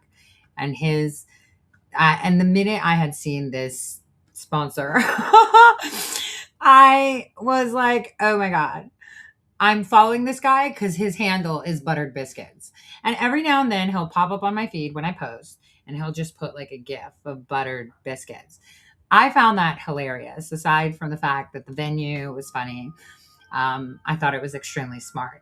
And considering that the information that I'm providing to you guys today is a little bit dire, right? Because you're starting to understand the gravity that I was trying to portray in Digital Dominion 3.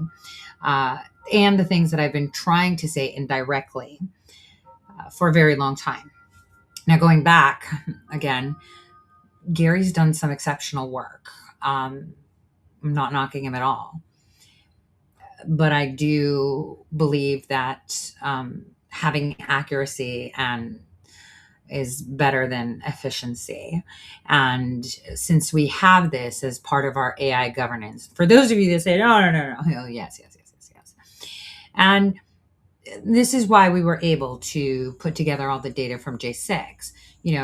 Dynology and what General Jones and Hayden had was one of these competing products. And if you heard at the beginning of the video, L3 communications, it's something that I've written about before. But, you know, I believe that linear teaching is not the way someone can learn, especially when they have been primed to do linear. They need to be fed. Stimulates your mind and makes you more of an active participant when it's disconnected. I tell you that I find extreme joy when I see people posting things online. I think I busted out in tears the other day, and I know it was completely random, where someone said, "Oh wow, our president is taking that. That the Tory talked about that, about Ebola and all this other stuff, and how that actually helps." See, that's how you learn. Disconnected information that you later can connect, because when it's linear, you have to memorize. When it's disconnected, it gets planted, the information gets planted into your mind as a one standalone fact that then when you find another one, you're like, oh, wow, they connect. This is how computers work too. Unfortunately, they're not as I would say good at doing it, only because they lack the sense input that we do. So I have been trying to explain this in fun ways. And so now you guys are ready for the whole enchilada. So this Fifth Eye series, I will be dropping another article in the morning. It's really important to understand what I'm telling you.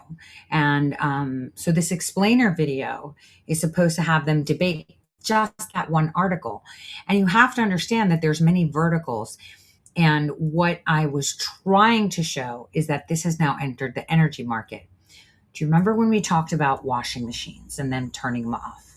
Or how California and the smart meters, now that is child's play control comparing to price fixation and energy flows that are happening in the Middle East. These applications scale up. They can look at something so minuscule like how much energy you spend at home to who's buying energy packets. Is Aviva selling to China again? What are they doing with the nuclear packets? Who's doing this? Who's doing that? And again, I speak from a place of experience. I was at the birth of this kind of technology emerging into the private sector. And so it scares people because they don't seem to understand it.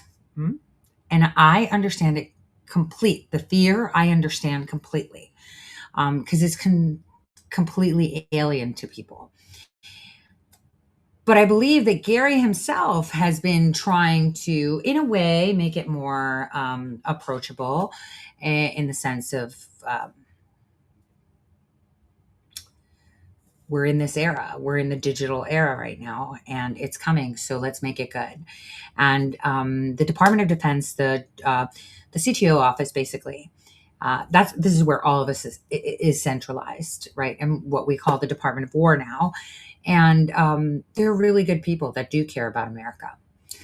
But unfortunately, since the Fourth Amendment has been out the window for decades, it's just been easier for them to do it. And I think proper education of American citizens and understanding and having a transparency, a way of transparency to discuss these things is important. I know that the EFF was trying to do it, but they went all left and weird. And it wasn't about helping, it was about hijacking. So if you think that the things that I'm telling you, like Amalgamated Bank and the money that's funding and all this stuff, wait till you see my piece on the unions. Like, I haven't even cracked that open because, when we're watching these people organize, we're watching them. They're going to hit Canada soon. They're organizing. I mean, Elon Musk just put out, oh, look, the guy couldn't breathe in England. That poor boy died and they were mocking him and he was dead while they were moving him around, right? Where's the outrage? But that same country, remember, marched like hell for George Floyd. But what was different then? They had a USA ID check cut, and they wanted that attention. Do you see where the difference is? Do you see where the difference is? Now, we'll get to the unions at some point, but I urge people, the majority of this stuff that you're watching right now, I've talked about over the years in a non-linear fashion to kind of get the juices going so you can identify it yourself. So there's no point in telling people, right? Because then you can't pass that information on because you don't know it well enough. I think it was Einstein who said, if you can't explain it simply, then you don't know it. And that's the thing. When someone says, oh, yeah, it's like complicated. And it's like, try me. Explain it to me like I'm 4. Yeah, you can't explain it as a 4-year-old, then you don't know the topic. That's basically it. If you master a topic, you can explain it. When you don't master a topic, you sound like you're babbling. And you're using big words so that people tune out. So enjoy the rest of this half, because this is where we get into a little bit more nitty gritty, okay? I'll see you guys on the other end. The architecture didn't recede. It scaled massively under the Obama administration, expanding deeply into the domestic sphere. It continued its relentless expansion and integration under the Trump administration, and it has only grown further, solidifying its hold on the financial sector under the Biden administration. Which again firmly reiterates the neutral, analytical stance of our deep dive today. This is definitively not a left versus right, Democrat versus Republican issue. It is an institutional reality. No political faction has shown any structural interest in dismantling this surveillance system once they are in power. They all utilize it. The vendor estate serves whoever signs the contract. And that bipartisan reliance highlights the massive regulatory blind spot we are currently living in. Why do our current legal frameworks fail so spectacularly to rein this in? It is because our laws and the lawmakers who write them are entirely obsessed with the concept of data collection and raw data privacy. They care about who physically holds the hard drive with your files on it. The law is focused on the storage container. Exactly. The Fourth Amendment and modern data privacy laws like GDPR in Europe or the CCPA in California are built around the idea of a search, a seizure, or a transfer of raw data. They have absolutely no framework, no legal language for dealing with a privatized targeting algorithm that travels between sectors independently of the data. If the data stays in the bank, or if you consented to give it to an app, the law assumes your privacy is intact. The legal framework completely ignores the fact that a privatized algorithm is making life-altering classifications and inferences about you based on that data. So, given this massive blind spot, what are the potential legislative steps? How does a democratic public regain oversight of an invisible vendor estate? What does the source material suggest? The source outlines a necessary and fundamental shift in regulatory focus. Regulators must pivot from solely obsessing over data privacy to demanding algorithmic oversight. Okay. We need new modern laws that specifically audit the models that private firms are deploying. If a private consortium is going to be allowed to act as a sector-wide financial classification authority, deciding who gets a bank account and who doesn't, the public needs a mechanism to see exactly how that algorithm is tuned. We need to know what the parameters are. We need to know if the model is quietly filtering for Arabic naming conventions, or if it has decided that engaging in legal First Amendment speech makes you a financial threat. Exactly. We need to be able to audit the inference engine itself.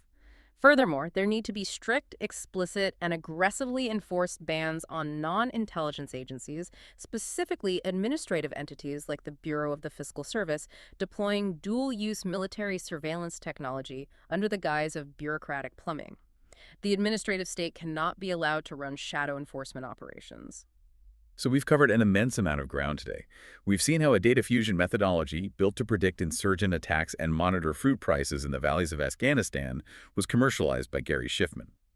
We've seen how Juan Zarate, the architect of the post-9/11 financial regime, built a private constellation of influence across the global banking and cryptocurrency sectors. We've traced exactly how those two specific men merged their expertise to create a federated learning platform. We mapped how that platform allows banks to share highly aggressive targeting models while simultaneously bypassing Fourth Amendment data protections. We've explored the structural anomaly of this military-grade technology being quietly plugged into the administrative agency that cuts your grandmother's tax refund. And we've seen how parallel companies like Babel Street are exploiting the third-party doctrine and commercial data breakers to achieve the exact same constitutional bypass regarding physical location tracking. The infrastructure of domestic finance and national security surveillance is now fundamentally and seamlessly merged. It is a complete integration. But if we pull back and connect this entire architecture to the broader trajectory of technology, the source material leaves us with a final, rather chilling thread to pull on. a hint at what the vendor estate is building right now. Yeah, the outro of the text points directly toward the next frontier. We spent this entire deep dive talking about the surveillance, the inference engine that creates threat models, and we've talked about the banking, the application layer that controls your money. But what happens when the architects of this system add the final missing piece? The identity layer. The identity layer. The source points specifically to Sam Altman, the CEO of OpenAI. It notes his proposed $500 billion artificial intelligence infrastructure build-out, the massive classified AI contracts being signed with the Pentagon, and most crucially, his launch of an iris-scanning biometric identity primitive called WorldCoin. Right. WorldCoin is a project aiming to scan the irises of every human on Earth to create a definitive proof of personhood. It has already faced bans and intense regulatory investigations in at least 9 different countries over massive privacy concerns, but is currently actively partnering with major global payment processors. And that is the provocative, deeply unsettling thought we want to leave you with today to mull over on your own. Absolutely. If the algorithmic vendor estate already knows precisely what you spend, and if it already monitors exactly what you say online and where you physically travel to continuously classify your threat level, what happens when that exact same privatized system also holds the biometric key, your literal, unchangeable iris scan, to definitively, irreversibly prove exactly who you are? It creates a fully closed loop, a tripartite system of algorithmic surveillance, financial control, and immutable biological identity. Yeah. An architecture of control that would be, for all intents and purposes, practically inescapable. That's right. You know, at the start of this deep dive, we talked about expectations. We expect our government agencies to be like an X-ray, clean, precise, visible, doing exactly what they are legally chartered to do. But when you finally look closely at the seam, when you see the administrative clerk cutting a check while running the same algorithmic counterinsurgency software used in Kandahar, you realize the X-ray machine isn't just broken. It has been quietly replaced by a machine learning model, and it is analyzing you, inferring your intent, and judging your risk entirely from the shadows. Thank you for joining us on this deep dive into the source material. We strongly encourage you to continuously question the invisible systems operating silently behind your everyday financial life. The fifth I part V of Romans 7, the seam two men, one algorithm, where the DHS surveillance pipeline meets the Treasury financial intelligence regime and the agency on the FOIA-disclosed customer list whose presence no corporate outlet could explain. By Tor Torses.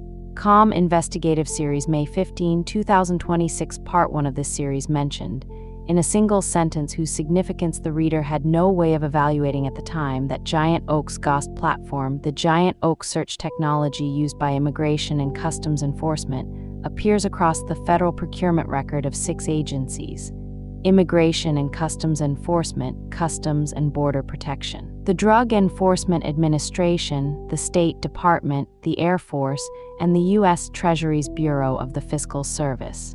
A 7th channel of use operates outside the procurement ledger entirely, human sourcing within the intelligence community, where contracts are not itemized the same way, and the platform's role has remained largely invisible to oversight.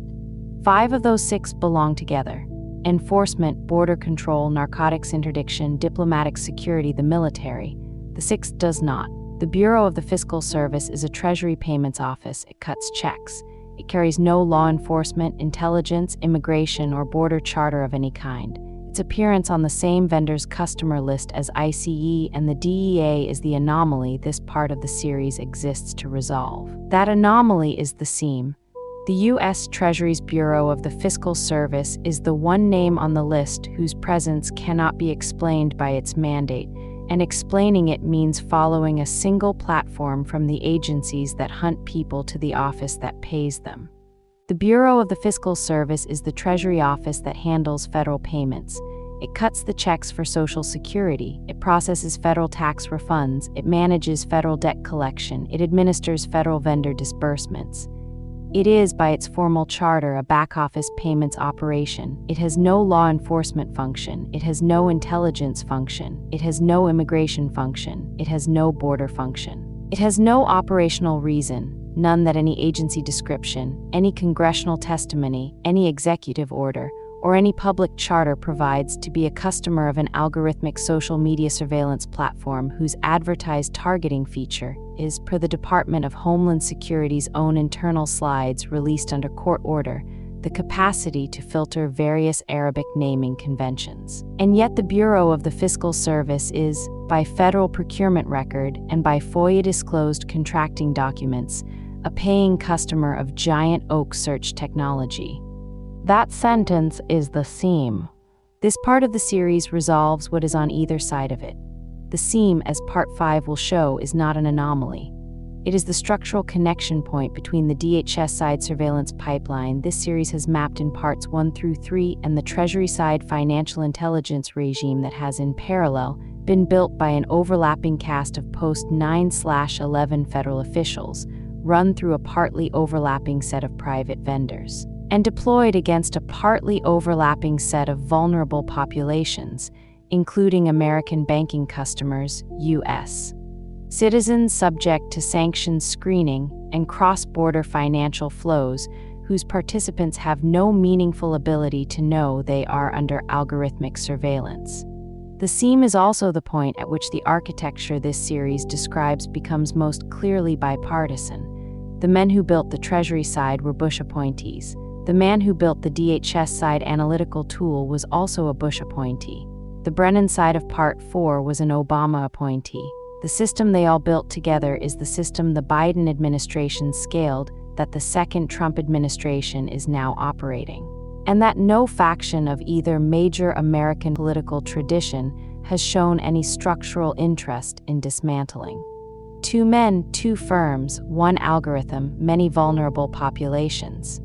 Architecture before the proof DHS side, Gary Schiffman, CBP Chief of Staff, right arrow DARPA down arrow DARPA Nexus 7 Afghan war zone predictive targeting down arrow Giant Oak GOST, negative search, social media screening down arrow ICE CBP DEA State Air Force visa applicants U.S. citizen speech the SEAM Bureau of the Fiscal Service U.S. Treasury Payments Office.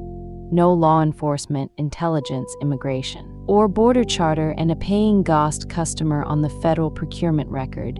Treasury side Juan Zaret first asked, Sec.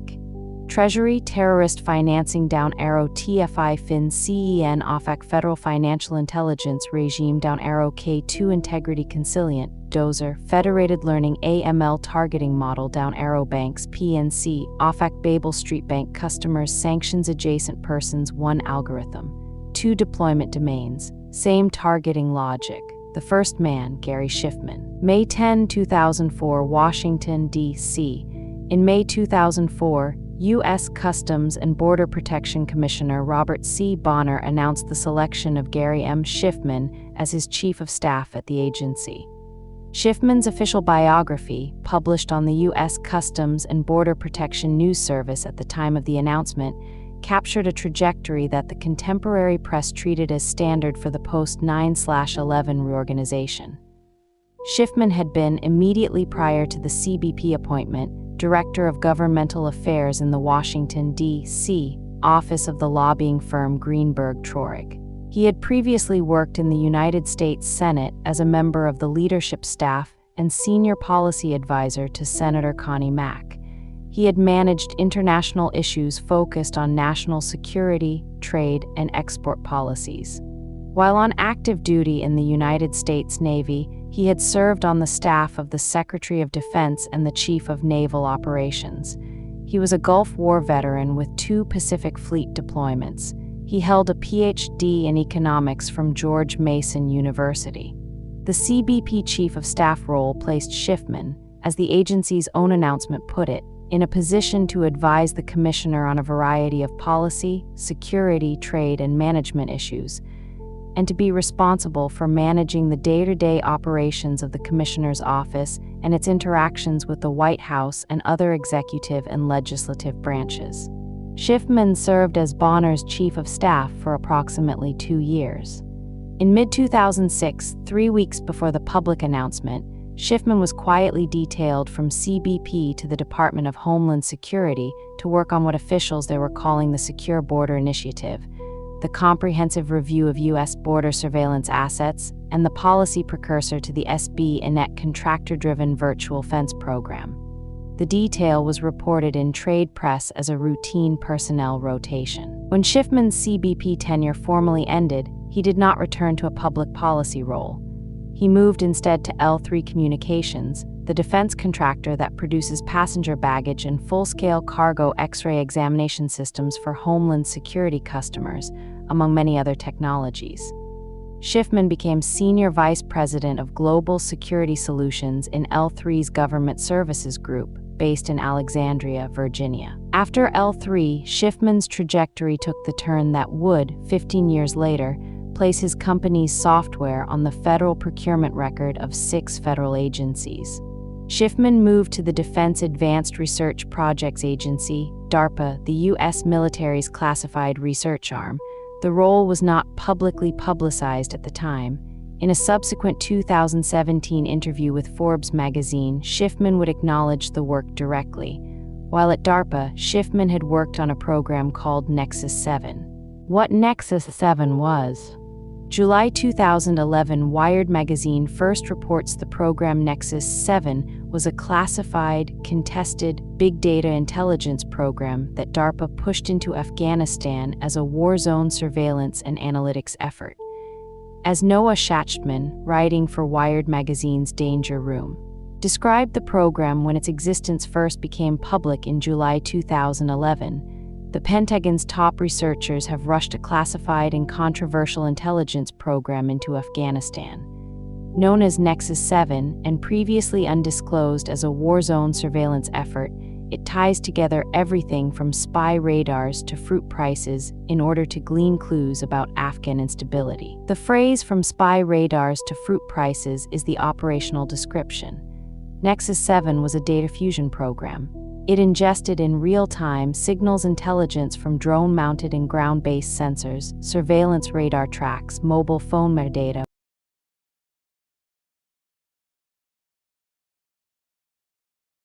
So I wanted to just jump in for a second. If you guys remember when that reporter, Millie Weaver, did the whole thing on GSG, and then GCHQ took the website down and everything because I said a lot. In there were the Afghanistan elections. That's the entry point where it entered. I just wanted to point that out. If for those of you trying to make connections, you can hop back in there. And if you look at Shadowgate, what I've been trying to say in a way that's understandable, it's kind of like, zapping someone from, I don't know, the 1500s to today, and they see jets in the air. They're going to be like, those are steel dragons breathing smoke, right? Because that's all they can think. So it was extremely difficult to speak on things for people that are just normal, that are not in this world, to understand the gravity of the situation, right? Because I know we're constantly being distracted by things and events and significant events. That all of this is happening with our consent, manufactured consent. Again, like I said, if anything, having something like this in Gary's hands is a lot better than having it in, I don't know, Theo's hands, for example, or Praetorian's. Following his work all these years, he's been extremely patriotic and does not want to violate the Constitution, but some things are being done in an active time of war, because that's exactly where we're at. Market price data, agricultural yields, tribal network maps, and adjacent human intelligence reporting. It applied machine learning pattern detection across the entire fused dataset. Its operational goal was to predict where Taliban operations would emerge before they happened, to identify in advance which villages, which routes, which financial flows, and which individuals were the leading indicators of an upcoming insurgent action. Nexus 7 was in plain English the prototype for what the U.S. military and intelligence community would later call algorithmic counterinsurgency. predictive targeting in a war zone executed by software against a population the U.S. government had designated as hostile. The program was contested inside the intelligence community when it was active.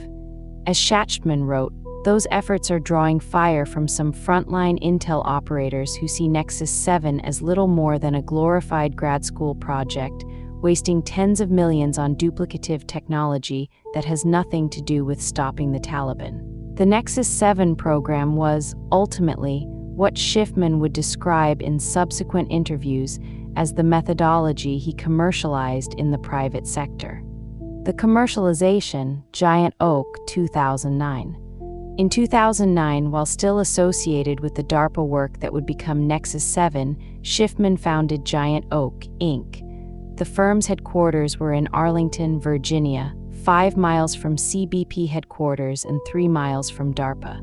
Giant Oak's product was the Giant Oak Search Technology, or GOST, pronounced GOST. By Giant Oak's own corporate description on its current website and in its press materials, GOST is a SaaS platform that allows its users to search the deep web and perform high-speed, large-scale, entity-specific screenings to discover, vet, and continuously monitor security, law enforcement, compliance, fraud, and other threats. The customer description is the part to read closely. GOST customers span government agencies and financial services institutions. The "and" in that sentence is doing the structural work this entire part of the series is built to unpack. GOST was not designed, at any point in its corporate lineage, as a specialized federal law enforcement tool. It was designed from inception as a dual-use platform that screens identities, financial transactions, social media activity, and public records data simultaneously, applied to immigration enforcement on the federal side, and applied to bank customer screening, anti-money laundering compliance, and sanctions list adjacent person screening on the private financial side. The methodology, large-scale data fusion across multiple surveillance modalities, applied via machine learning pattern detection to identify individuals matching adversarial profiles, is identical across both deployments. The only difference is the customer's stated purpose for the targeting. By 2017, Schiffman was on the record describing the system to Forbes as capable of continuous evaluation, which Schiffman defined as where you want to see if there's a change in the pattern in their behavior over time. The same Forbes interview in which Schiffman acknowledged the Nexus 7 lineage explicitly paired the algorithmic counterinsurgency origin story with the contemporary deployment against U.S. visa applicants. The journalist did not connect the dots. The federal contract record connected them.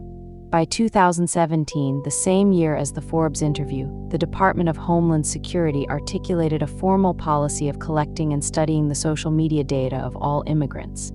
In September 2017, Giant Oak won nearly $3 million in ICE contracts. Privacy International, which has tracked Giant Oak's federal contracting since 2018, calculated that the firm has held federal contracts worth nearly $45 million across the U.S. government since 2014. In February 2023, Edison Partners, a growth equity firm, led a $10 million investment in Giant Oak. The investment announcement on the Edison Partners blog included a quote from general partner Tom Vander Schaaf that captured the firm's commercial positioning with unusual clarity. Government and commercial markets alike, Vander Schaaf said, have increased need for big data and regulatory technologies that improve their screenings for risk. Gary Schiffman and team have capital efficiently built a negative search platform that's smarter than Google and are driving impressive growth in the government sector. The phrase negative search platform is the operational description. Giant Oak's product, by its investors' own description, is built to find the negative, the derogatory information, the adversarial pattern, the suspicious signal, in any dataset to which it is pointed. The same phrase negative appears, 6 federal contracts later, in the February 2025 ICE bid solicitation that opened this entire series. What Giant Oak is doing at the Bureau of the Fiscal Service. The Treasury's Bureau of the Fiscal Service is named, alongside ICE, Customs and Border Protection, the Drug Enforcement Administration, the State Department, and the Air Force in the cache of Giant Oak records first reported by 404 Media's Joseph Cox on October 24, 2023. Those records reached the public through a Freedom of Information Act lawsuit filed in January 2019 by the ACLU and the ACLU of Northern California. The litigation that followed a 2018 FOIA request the agencies had refused to answer. By those records, the Department of Homeland Security has used GOST since 2014. ICE alone has paid Giant Oak in excess of $10 million since 2017, and the Bureau of the Fiscal Service is listed among the agencies that have paid for Giant Oak services across that period. Where Giant Oak's federal work is itemized, the figures are public and exact. Federal contract records show $2 million award to the company from the Federal Energy Regulatory Commission, Contract No. 89,603,022 C0001, for completion of a software system Giant Oak calls ATHENA, awarded March 28, 2022. A single award definitive contract with one offer received and no set-aside, running a 5-year term and already fully obligated against its $2 million ceiling. That is what a disclosed Giant Oak federal engagement looks like on the record: a contract number, an award date, a dollar value, a named deliverable. No comparable line item has ever been published for the Bureau of the Fiscal Service. It sits on the customer list, named in the FOIA cache, confirmed in the 404 Media reporting, with no disclosed contract identifier, period of performance, or dollar figure. The agency with the least obvious reason to be on the list is also the one whose engagement is documented in the least detail. A word on what that FERC contract is and is not, because the distinction is the whole point. ATHENA is not GOST, and it is not a window onto the power grid. The FERC office that buys analytics of this kind, the Office of Enforcement, does not watch electrons, it watches traders. Its division of analytics and surveillance runs algorithmic screens over participant-level trading data to flag spoofing, wash trades, cross-market manipulation, and anomalous positions, and to map the concealed ownership and trading relationships behind them. That is the most plausible work for a Giant Oak billed at FERC, and it is the same analytic act the company's engine performs everywhere else: surface the anomalous actor, resolve the hidden network turned on energy markets rather than on visa applicants or payment recipients. There is no public evidence that ATHENA is a GOST instance, that it ingests social media for FERC, that it monitors how energy is physically distributed or consumed, or that it touches the Bureau of the Fiscal Service. But the contract leaves larger questions hanging, and they are worth marking here even though the answers belong to a companion piece. Why does a firm built to map illicit human networks gravitate, again and again, to energy, the one market where finance, critical infrastructure, and national security converge in a single commodity? If a system can already resolve who secretly controls and finances the players, and read every anomaly in how energy is traded, how far is that from seeing how energy is distributed, by whom, to whom, and at what moment of demand, and why would that visibility be worth having?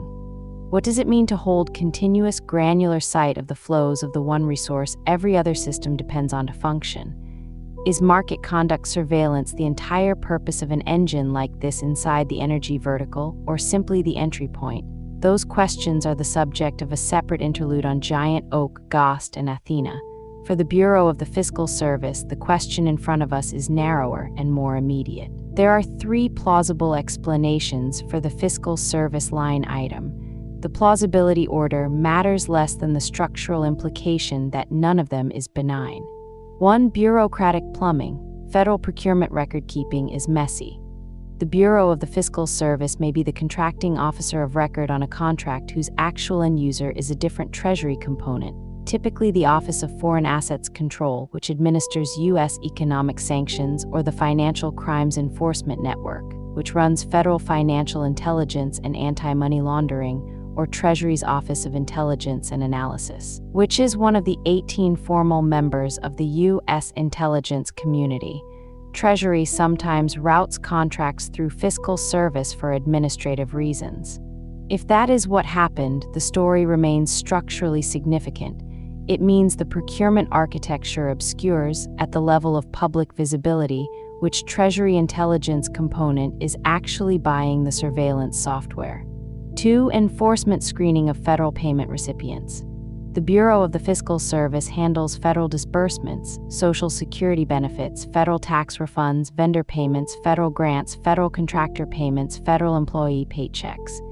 If Giant Oak's GOST platform is being used to screen the recipients of federal payments, particularly federal contractor payments and federal benefit recipients, for adverse social media signal, sanctions list adjacency or other algorithmic flags that constitutes a financial side enforcement mechanism that has never been publicly disclosed and operates outside the statutory authority of any Treasury component formally charged with such screening.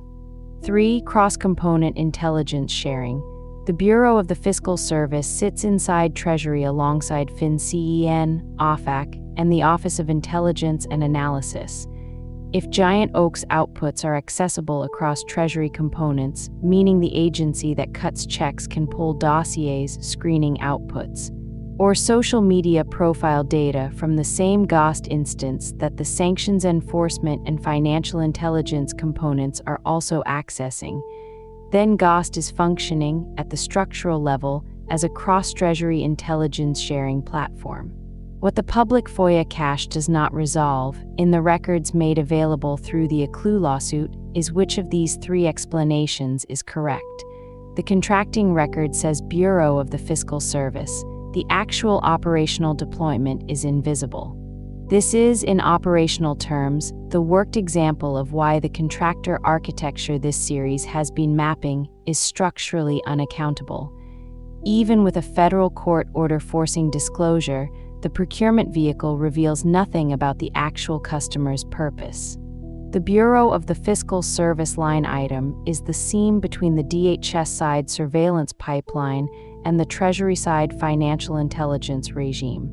The man on the DHS side of that seam is Gary Schiffman. The man on the Treasury side is Juan Zaret. The second man, Juan Zaret, 2001-2009 Department of the Treasury Juan Carlos Zaret, is, in the federal national security architectural sense the term is meant in this series, the architect of the contemporary U.S. Treasury financial intelligence regime. Zaret is a 1997 Harvard Law School graduate. Before law school at Harvard College, he won the John P. Reardon 60 Men's Award as the best male student athlete. He had been a Rotary International Fellow at the Universidad de Salamanca in Spain. He is the son of a Mexican father and a Cuban mother. He grew up in Santa Ana, California. Before September 11, 2001, Zaret served as a federal terrorism prosecutor in the Department of Justice. He worked on the prosecution teams in the 1998 East Africa Embassy bombings and the 2000 USS Cole bombing. In the years following the September 11 attacks, Zaret moved into the Treasury Department, where he was appointed by the Bush administration to a position that had never previously existed in the federal government, the first-ever Assistant Secretary of the Treasury for Terrorist Financing and Financial Crimes.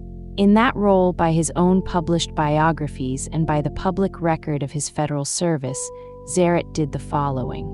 He led, on behalf of the Treasury Department, the post-9/11 anti-money laundering and economic sanctions regime expansion in the United States. He supervised the Financial Crimes Enforcement Network, FinCEN, the Federal Financial Intelligence Agency. He supervised the Office of Foreign Assets Control, OFAC, the Federal Sanctions Enforcement Agency. He supervised the Treasury Executive Office for Asset Forfeiture, TOF. He drove what his biographies describe as the innovative use of the Treasury's national security-related powers. He led the establishment of the Office of Terrorism and Financial Intelligence, TFI, the umbrella Treasury entity that, since its 2004 establishment, has been one of the 18 formal members of the U.S. intelligence community. He led one of the largest asset recovery efforts in U.S. history, the return of over $3 billion in assets from Iraq following the U.S.-led invasion. In 2005, after his tenure at Treasury, Zaret moved to the White House, where he served as the Deputy Assistant to President George W. Bush and Deputy National Security Advisor for Combating Terrorism, the country's fifth post-9/11 counterterrorism czar. He held that role from 2005 to 2009, the end of the Bush administration. His White House portfolio, by his official biography, included coordinating the government's counterterrorism strategy and efforts against other transnational threats, such as maritime security, piracy, hostage-takings, organized crime, and gangs. He was awarded the Treasury Medal at the conclusion of his federal service. Read that resume as a single sentence. The federal official who built the post-9/11 Treasury financial intelligence regime, who established the Federal Office of Terrorism and Financial Intelligence, who supervised FinCEN and OFAC, who served as the country's counterterrorism czar at the close of the Bush administration, was, by the standards applicable to any senior intelligence community officer leaving federal service, the single most consequential post-government figure in the federal financial surveillance ecosystem. In 2009, with the end of the Bush administration, Zaret left federal service. He did not, in any meaningful sense, leave the financial surveillance ecosystem. The private sector 2009-present. After leaving the Bush White House in 2009, Zaret moved to the Center for Strategic and International Studies as a senior advisor. He also served for a time as CBS News senior national security consultant and analyst. In 2014, Zaret co-founded the Financial Integrity Network, or FIN, a private consultancy specializing in anti-money laundering and counter-financing of terrorism compliance for global financial institutions. The firm's client base, by its own description and by subsequent reporting, included major U.S. and international banks, financial intelligence units in multiple jurisdictions, and a constellation of government and quasi-government clients. In 2019, the Financial Integrity Network merged with K2 Intelligence, the corporate intelligence consultancy founded by Jules and Jeremy Kroll, the family whose Kroll Inc. had pioneered the contemporary corporate intelligence industry. The merged entity took the name K2 Integrity. Zaret, as the senior post-government federal official inside the merged firm, became global co-managing partner and chief strategy officer. K2 Integrity is, at present, one of the world's largest private financial intelligence consultancies. Its work includes corporate due diligence investigations, sanctions compliance program design for major banks, financial crime risk assessments for governments and multilateral institutions, and what the firm calls public-private financial information sharing partnerships. In October 2020, K2 Integrity and Giant Oak together launched a joint fintech venture called Consilient. The Consilient launch announcement on PR Newswire, dated October 29, 2020, named both founders. Juan Zaret, chairman and co-founder of the Financial Integrity Network FIN and global co-managing partner and chief strategy officer at K2 Intelligence FIN, and Gary M. Schiffman, Ph.D., founder and CEO of Giant Oak, today announced the launch of Consilient, a company dedicated to establishing the next generation AML/CFT system through the application of revolutionary technologies. The first sentence of the Consilient launch announcement names the two men. The architectural sentence of this series, the sentence that resolves the seam between the DHS-side surveillance pipeline and the Treasury-side financial intelligence regime, is the first sentence of the Consilient launch announcement. The man who built the Treasury financial intelligence regime inside government partnered in his post-government private sector role with the man who built the Giant Oak surveillance methodology in DARPA Afghan counterinsurgency program to launch a fintech operating on the same algorithmic technology, sold to the same federal customers, including the Bureau of the Fiscal Service, and to a parallel stack of major banks. What federated learning actually is. The Consilient technology platform is called Dozer. By Consilient's own corporate materials, Dozer is the product of what the firm calls federated machine learning, a technique that, by Schiffman's own description on his appearances on the Joe and Barefoot AML podcast in 2019, allows what he termed the traveling algorithm. It is worth being precise about what that phrase means. Federated learning as a technical concept was developed in the broader machine learning community as a method for training models across decentralized data without consolidating the data into a single repository. The textbook use case is mobile device personalization. Google's Gboard keyboard, for example, can train its autocomplete model across millions of phones without requiring the keyboard logs themselves to be uploaded to a central Google server. The algorithm trains locally on each device. The algorithm's updated parameters are sent back to the central server, and the central server aggregates the parameter updates across all devices to produce an improved global model. The data itself never leaves the local device. Federated learning in that conventional framing is a privacy-preserving technique. The data stays where it lives. The Consilient deployment uses the same technique, but it deploys it in a structurally different application across financial institutions. Consilient's Dozer technology, by the firm's own February 2021 press release announcing its bank trial results, uses federated machine learning, a technique that trains algorithms to be shared across multiple financial institutions. Dozer leapfrogs the current systems for anti-money laundering and countering the financing of terrorism, AML/CFT systems, by sharing the algorithms and not the data. The structural application matters. The Consilient deployment means that the targeting algorithm, the model that classifies which customers, which transactions, which patterns of financial behavior constitute suspicion, is being trained across a consortium of financial institutions. Each bank trains the model locally on its own customer data. The trained model parameters are shared back to the central Consilient platform. The central platform aggregates the updates and pushes an improved targeting model back out to all participating banks. The data in the formal sense stays at each bank. The targeting model, the classification logic by which a banking customer is determined to be a suspicious actor, is shared across the entire participating sector. This is, in operational structure, the same workaround Edward Snowden described in Part 2 of this series, when he characterized the formal Five Eyes Alliance as a supranational intelligence organization that does not answer to the known laws of its own countries. The data in the FA structure stays within each member country's jurisdictional protections. The intelligence product, the analytical conclusion drawn from the data, is shared across the alliance. The constitutional protection at the data collection layer remains formally intact. The surveillance at the operational layer is universal. Consilient applies the same architecture to American banking. The bank's customer data, in the formal sense, stays at the bank under its existing customer privacy obligations. The targeting model, the rule by which a customer is determined to be suspicious, is shared across the entire consortium. The customer's privacy at the data collection layer remains formally intact.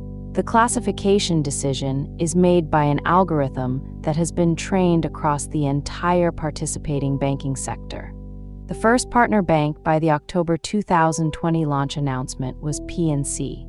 In the launch quote, PNC's Chief Bank Secrecy Act/Anti-Money Laundering Officer John Elvin said, "PNC looks forward to evaluating the practical application of federated learning technology and determining the extent to which it, in combination with the resources and experiences of other participating banks, will strengthen the industry's AML/CFT capabilities." The technology partner was Intel, which provided the hardware-based trusted execution environment via Intel Software Guard extensions, Intel SGX, to ensure, by Consilient's framing, that the federated learning could occur without exposing the underlying banking data to other participating institutions. By February 2021, Consilient's own announced bank trial results claimed that Dozer had reduced false positives in financial crime detection from above 90% down to 12%, while increasing the true positive discovery rate. The number is internally generated by the firm. It has not been independently validated by federal regulators in any publicly released audit of which the present author is aware. What the architecture does is share the targeting model across institutions while preserving the formal privacy of the data at each institution. What the architecture is, in plain English, is a workaround. The targeting decision, the act of being classified as a suspicious actor in the federal financial intelligence regime, has been delocalized from any single bank, any single regulator, and any single jurisdiction. The classification model is now shared property of the consortium, governed by Consilient, designed by Schiffman and Zaret. What the SIEM does to a person stripped the architecture down to one citizen. A low-income Social Security recipient, or a federal contractor paid through the Bureau of the Fiscal Service, posts a comment critical of federal immigration policy, and later sends a wire transfer that a screening model reads as anomalous. On the DHS side, that profile is exactly what GOST was built to surface. The negative signal, the adversarial pattern, scored 1 to 100. The same class of model that ICE uses to screen visa applicants, the one tuned in DHS's own quarterly slides to filter various Arabic naming conventions, can now, through the Fiscal Service procurement, sit inside the Treasury payment screening environment. No new rulemaking, no public notice, no warrant. The targeting model crosses. The citizen never learns a model was pointed at them at all. There is a legitimate purpose reading of all of this, and it deserves to be stated plainly. Anti-money laundering and sanctions enforcement are real statutory mandates. Banks are legally obligated to detect illicit financing. Treasury is legally obligated to enforce sanctions. A technique that lets institutions share a fraud detection model without pooling raw customer data is, on its face, a privacy-improving design, and its proponents can point to the false positive reduction Consilient claims as a genuine public good. The rebuttal is scale, opacity, and charter. Scale, a model trained across an entire participating banking sector and a federal customer base, is not a fraud filter at one bank. It is a sector-wide classification authority with no single accountable owner. Opacity. Even a federal court order compelling FOIA disclosure did not reveal which Treasury component is actually operating GOST or for what purpose. Charter, the Bureau of the Fiscal Service has no law enforcement, intelligence, or screening mandate of any kind. A privacy-preserving technique fielded by an agency with no statutory authority to screen anyone is not a safeguard.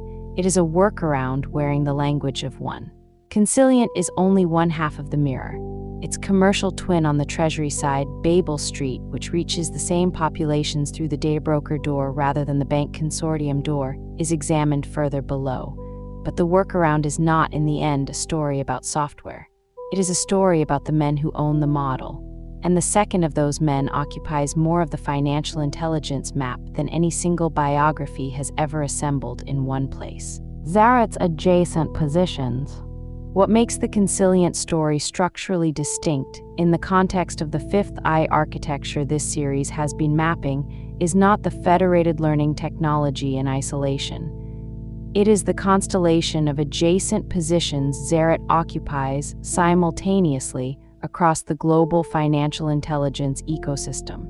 This is the part of the public record that no corporate American outlet has to date, mapped in one place. Zaret's published biographies on multiple institutional websites, K2 Integrity, the Foundation for Defense of Democracies, the Center for Strategic and International Studies, the National Endowment for Democracy, the Federalist Society, list a set of overlapping board positions, advisory roles, and institutional affiliations. The set, taken together, places Zaret at substantially every significant node of the contemporary international financial intelligence ecosystem. Position institution since /status global co-managing partner and chief strategy officer, K2 Integrity 2019 co-founder and board chair Consilient. With Gary Schiffman 2020 treasurer and board member National Endowment for Democracy, NED, Jan 2024 Directors Advisory Board National Counterterrorism Center, NCTC, the agency Brennan founded, current chairman and co-founder. Center on Economic and Financial Power Foundation for Defense of Democracies, FDD, current senior advisor Center for Strategic and International Studies, CSIS, current class of 1971, Senior Fellow West Point Combating Terrorism Center, current advisor, Group Risk Committee, FMR. Financial System Vulnerabilities, CMTE, 7 ERS, HSBC ongoing independent advisor, Coinbase, largest U.S.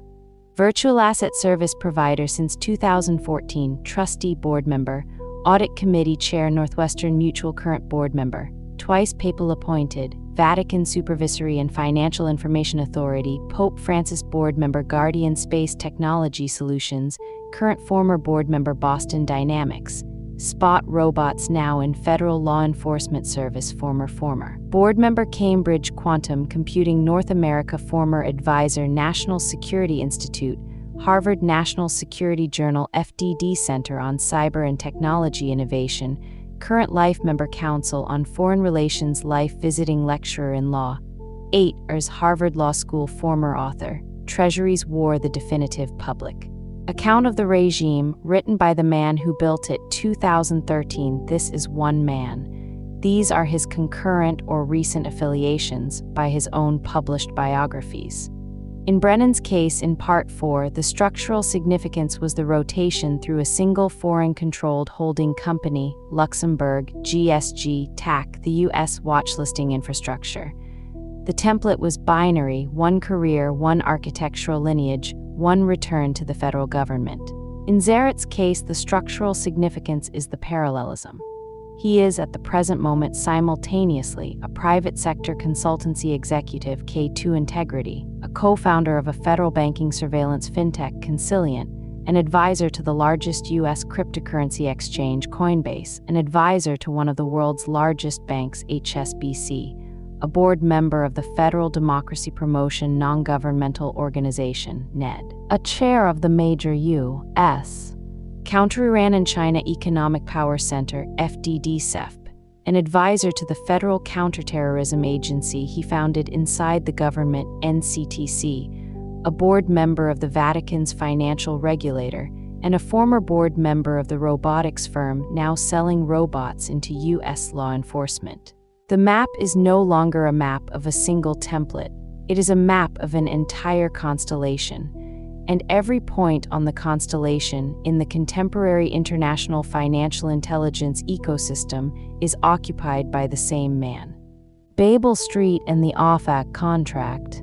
There is one more company in this ecosystem worth naming, because its trajectory closes the loop between the DHS-side surveillance pipeline and the Treasury-side financial intelligence regime in a way that the Consilient story does not on its own.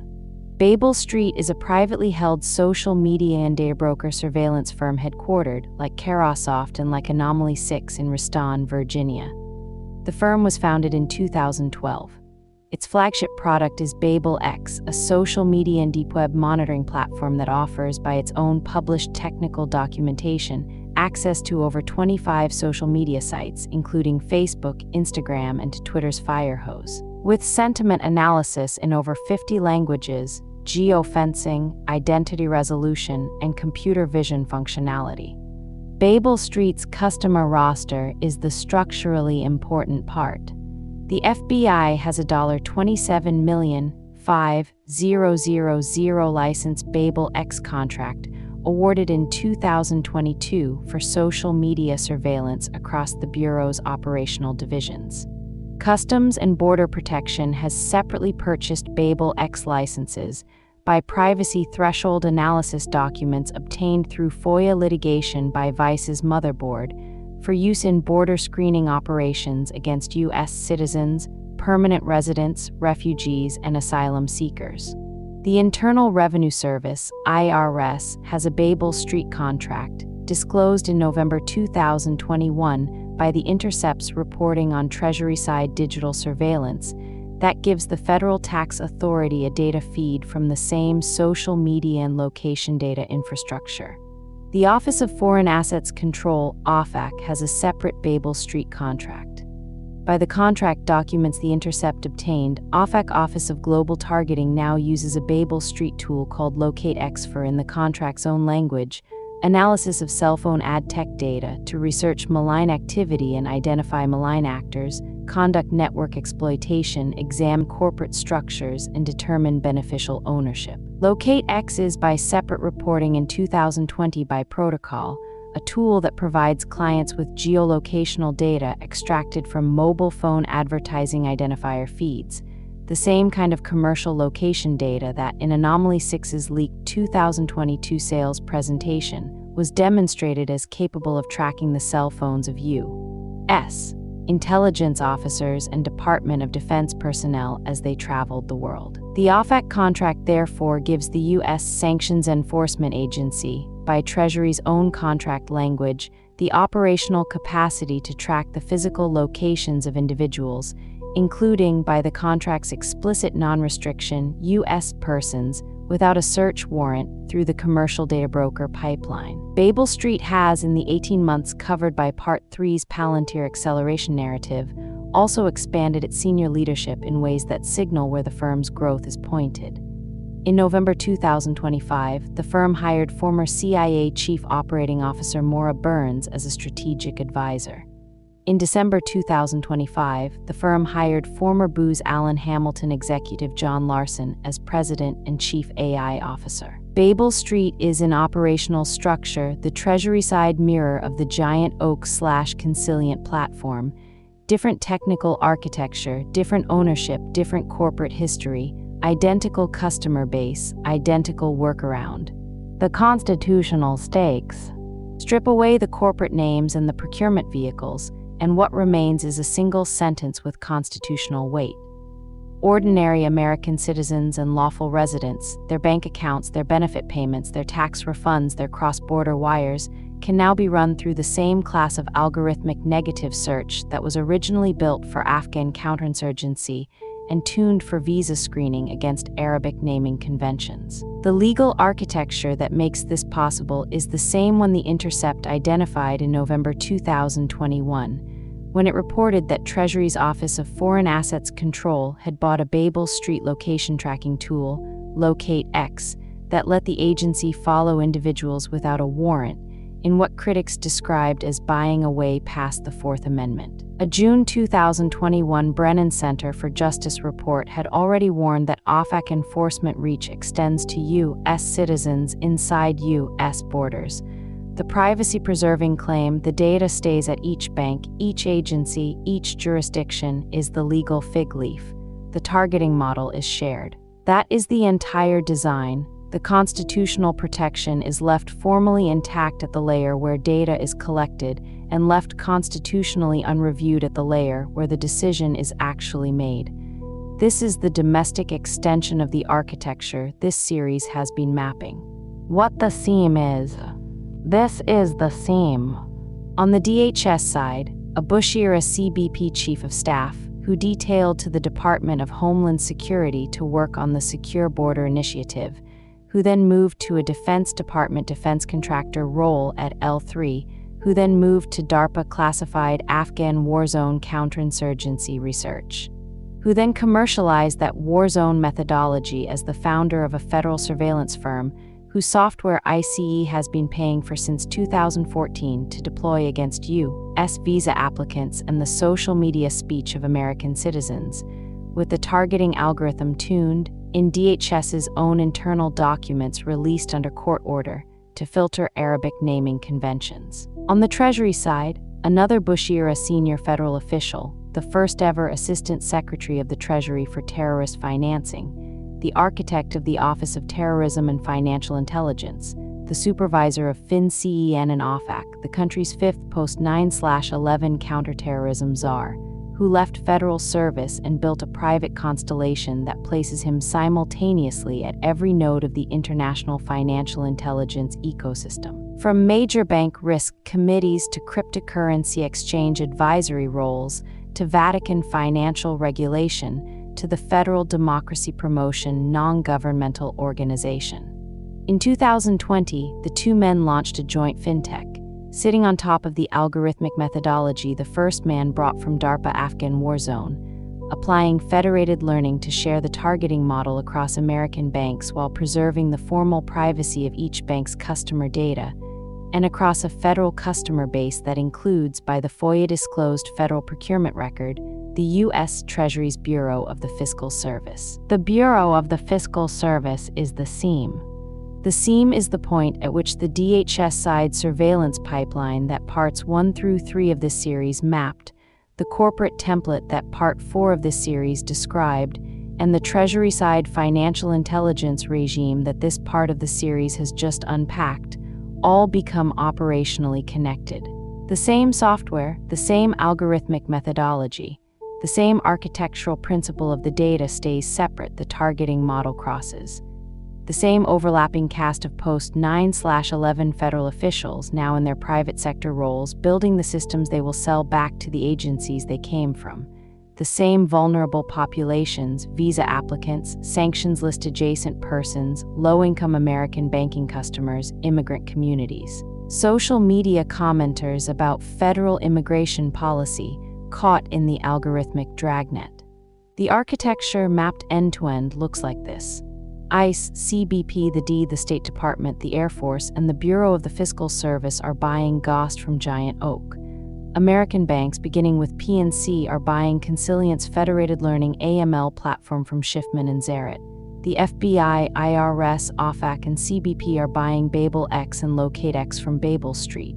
ICE and GA, the FBI, the CIA, the IDF. The NHS, the Australian Department of Defence, and Austrac are all running on Palantir. Carahsoft is the procurement reseller through which substantial parts of this software ecosystem flow into U.S. federal agencies. Barbaricum, with its $950 million Usacom IDIC and its Palantir partnership, is the operational contractor on the contract that started this series. This is the fifth eye. It is not a country, it is a category of vendor.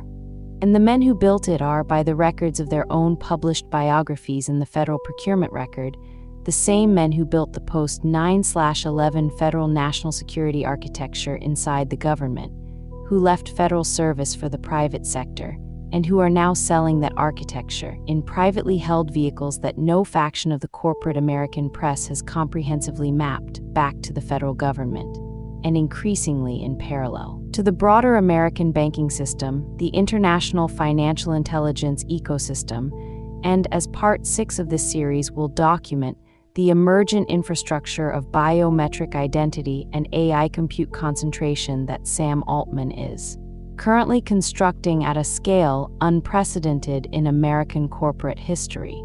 The map is no longer just a map of the contractors, it is a map of the contractor estate. The fifth eye was never a foreign alliance, it is a vendor estate built inside the government, sold back to it, and extended now toward the bank account of every American. Sources and documentation: Joseph Cox, Inside ICE's Database for Finding Derogatory Online Speech, 404 Media, Oct. 24, 2023. The GOST User Guide Cache Naming the Bureau of the Fiscal Service and the Filter Various Arabic Naming Conventions, Slide. 404 Media.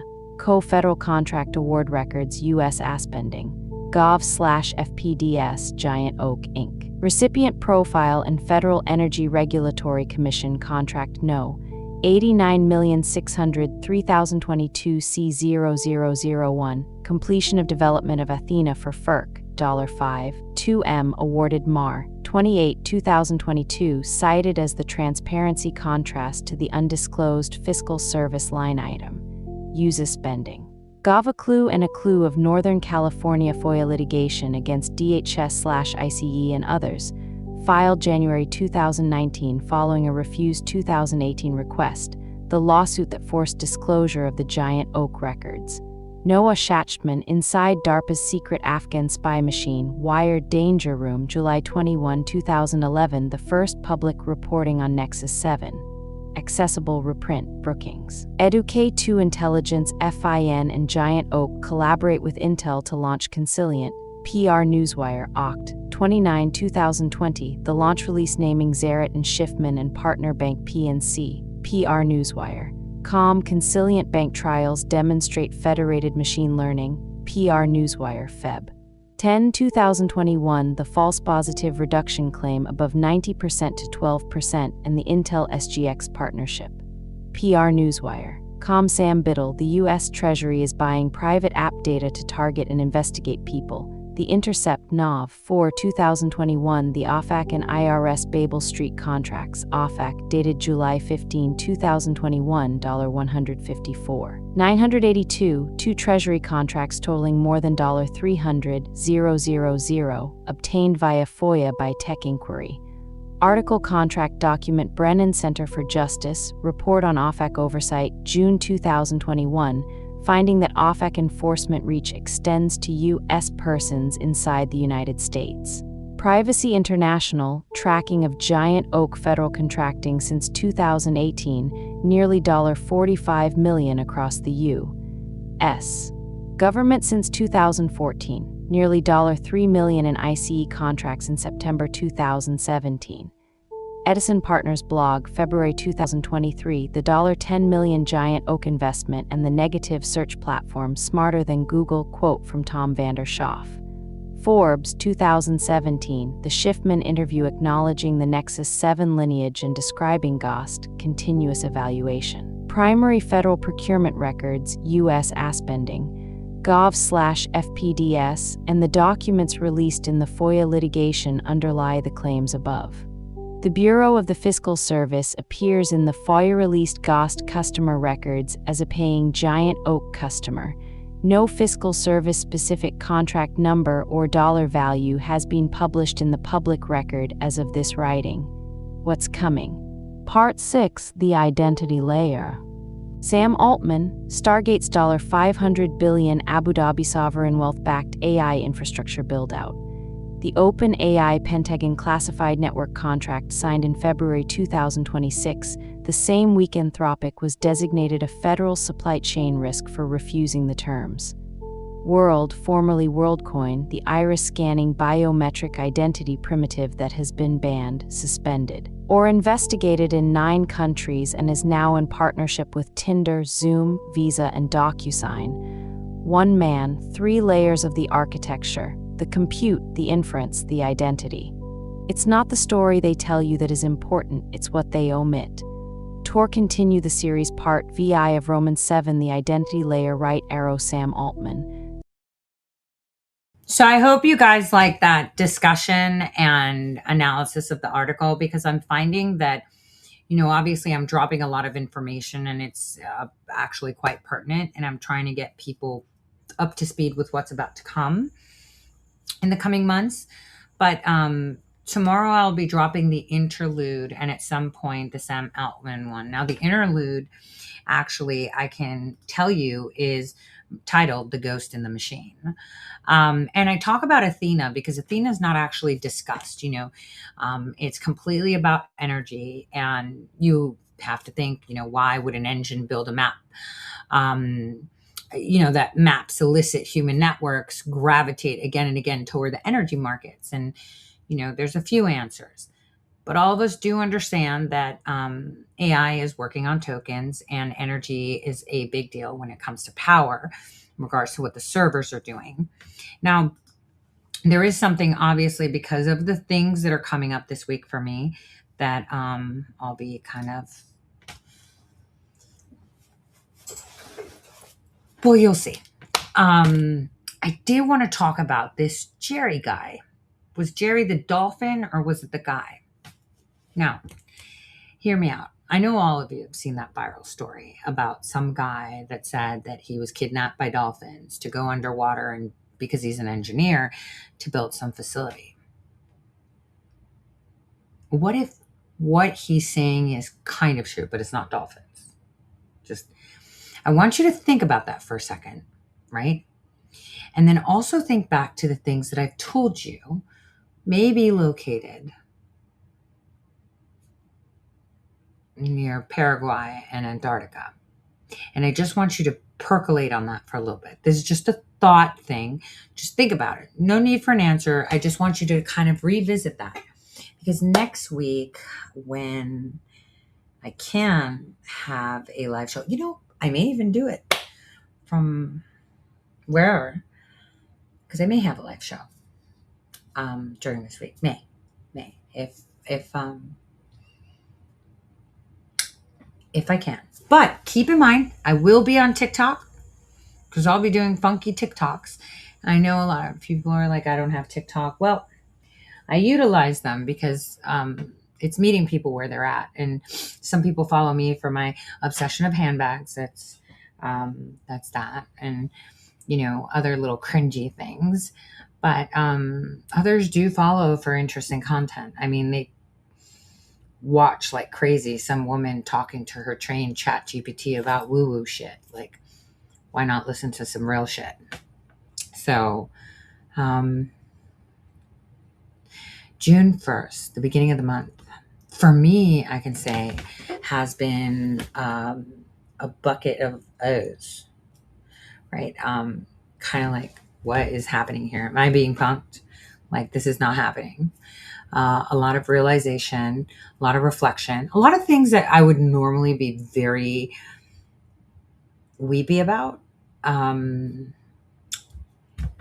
But I come to realize, and I say it again, and I forget this a lot, God's got this. And he's got the biggest army protecting you. And that includes me too. And so there's nothing to fear.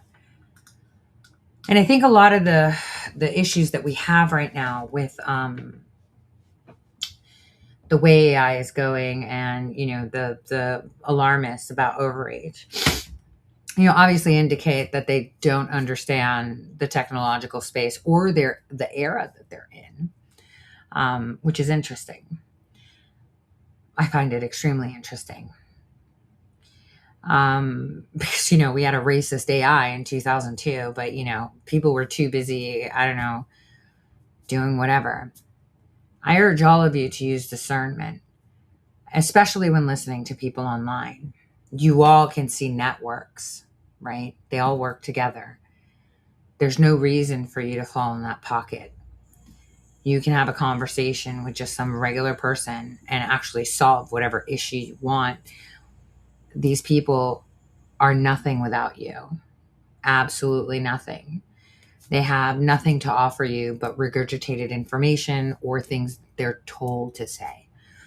Kind of like the whole Paris thing. So, it's not me trying to garner their listeners because people flock to the truth regardless. I don't need to poach anything. I don't need to do any of that stuff. I've been dying with the zit. Like, come on. How do we get zits when we're pushing 50? Like, come on. And obviously, look at this skin. Ooh, girls. Like, that stuff's really working. So, let me just say that the points for the Ellie thing came through. So I got the free vacay with somebody else. So I'm just going to do like a live thing. There's like these spinning wheels and stuff. And they put them through. So let's see who I go on vacation with. And I think it'll be fun. We'll see what the algorithm decides or who the algorithm decides is going to go ziplining. I'm not really into the whole scene of all these biddies out there that are going to be like peptides. I'm there for the free vacation. So I'm there to zipline and get a tan and park my phone. I think I need to park my phone. Oh, funny thing. Last week, I was meeting with a friend, and the friend was like, all right, you have to be ready for like 5:30 or 6 o'clock. Then they made the mistake of telling me the exact time that we had to be there. So for those of you that will ever engage with me and want me somewhere, lie to me. Tell me that I need to be there an hour earlier because holy shit, me and time, like I need time. I have a problem with time. And anyway, it was the first time in like, holy shit, like decades that I went somewhere with absolutely zero technology on me. Absolutely zero technology. I have to say, those 3 hours were difficult for me. Well, they weren't so difficult because I quickly, called one of the kids and I was like, yo, in the family chat, say anybody on fire or anything happens, calls me here, obviously. And then everybody tell Angela and Nathaniel that I'm offline. So if something's burning, I can't help, so that's, it was something very different. And it wasn't like I was worried that I would miss something. And it's not because I'm the doom scrolling or whatever. I take what I do very seriously, and I actually enjoy it. I mean, even when I go for work, I have fun because I'm constantly learning, constantly yearning for more, wanting for more, and we cease to actually grow and develop as human beings, and we die basically when we stop learning. So, I'm hoping that I can steal some time this week. The funny thing is that I may, and I'm crossing my fingers, that in a 4-hour gap of a schedule that I have, that I am oh God, it's 2026, right?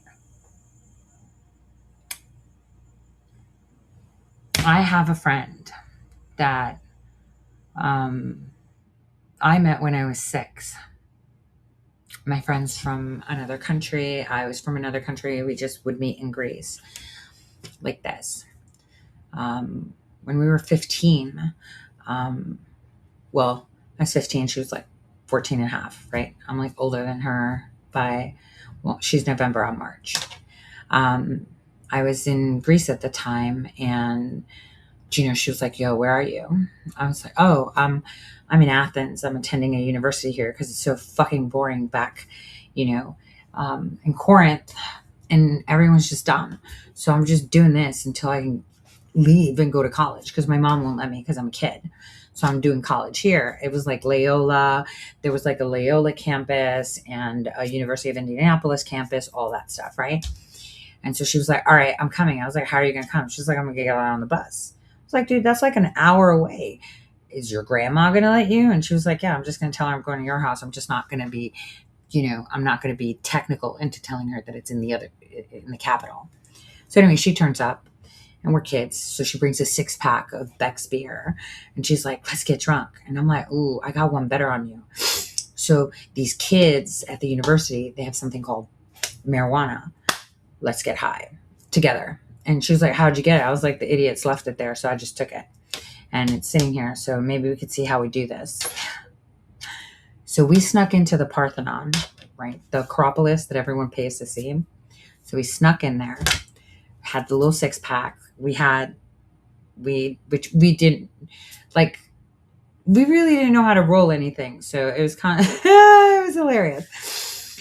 So, we snuck into the Parthenon, and I remember sitting in the temple with her. We were getting smashed, like wrecked. And we were philosophizing, right, about energy, about everything. Anyway, she and I keep in contact all the time. Like sometimes we'll fall off the face of the earth. Like we'll be like, yo, throughout the year. We like don't really chat. Every few years, we're just like, we do a catch up for about an hour and that's it. High level stuff. This is the shit that went on in my life. Boom. And if there's something high focus, obviously, or stressful, like when it was for me a few years ago, we'll spend more time on the phone. So, I remember when she was trying to get pregnant, I kind of gave her some guidance on how to do it so late. And so I may be able to see her, and oh my God, I'm getting tearied up. Oh, because I went to I wanted to get like jackets for the 2 boys, but obviously nothing was in stock. But I found some cute shit at TJ Maxx because she got twin boys, obviously. So I'm super excited. And I'll post pictures, of course. So, I'm like tearing up here. So I'm really, really excited because, I mean, even when I went to see my mom at the clinic today, she was like, oh my gosh, how long can you like stay and see her? Because she knew just how like we were. And I was like, yeah, I'm only going to get a few hours, but it's all good. Right. So I'm kind of excited about that. That'll be like no work whatsoever. That'll be where the phone is parked in the bag, except for when we're coming out to take cute selfies, right? It's just sometimes it's nice to just be around people that have known you from a young age. She was always by my side. My mom's doing better. We're seeing if she can actually get surgery now for the second part. She's still with spacers, so we'll see. She's been really onerous and toiling. I can't imagine how she feels. So that's happening, but that's happening when I get back. What else? Oh, there's like this conference going on in Vegas. I'll share it. I may be attending it. So, well, no, I am attending it, right, Amber? Because Amber's coming, right, Amber? Calling you out right now. So we're gonna go to that this month. I want to see if I can nail some interviews for you guys with certain people. That's basically on the housekeeping. And I'm sorry, like, I printed out all my labels. I was doing so good. Then I didn't have the right pen, and fuck, I don't have time to do all of that. I don't think people understand when I code these books and write them that it's highly specific, because the digital Dominion books are the most important part, because you guys get files that you're never going to see unless you get it from me, because they've been gone. Oh, and speaking of gone, you know how the J6 people, the whole J6 thing, now that I've shown you what the fifth eye is, do you honestly believe that we don't know what happened during J6? Do you think that that was not all recorded?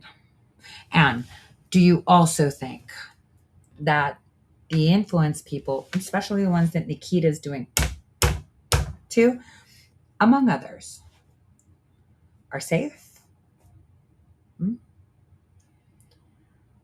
That's something to think about, because surveillance goes both ways.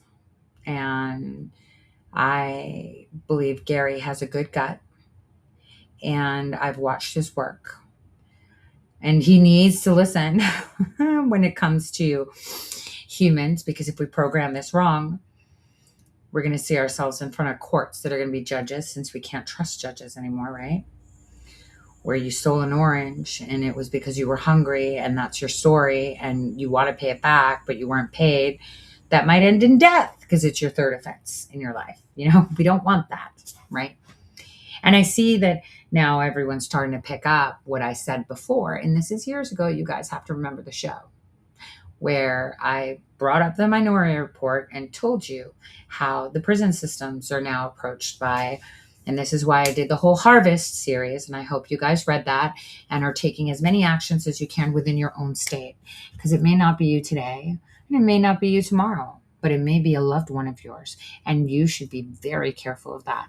So that series is important, but it pings on the whole Minority Report, because now prisoners that have sentences over 10 years have a choice. They participate in an experiment to get memories implanted. Do you remember when I talked about that years ago? We did like a show on that, right? That's actually happening now. People are actually part of those trials, and people are talking about it. So and this is why I'm on TikTok, because I watch trends. I watch the operations of what they're pushing and what they want. Another thing that I've noticed is that those like little shorts that I love, the Chinese ones, the Korean ones, and then they became Russian.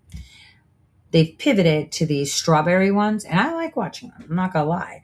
Like Strawbellina and Mr. Banana and the forks and the spoons. It's like whatever. But now they've entered into a new territory. So please watch your children and your teens. But they're going into like some soft porn stuff with like actual beasts. Like beasts.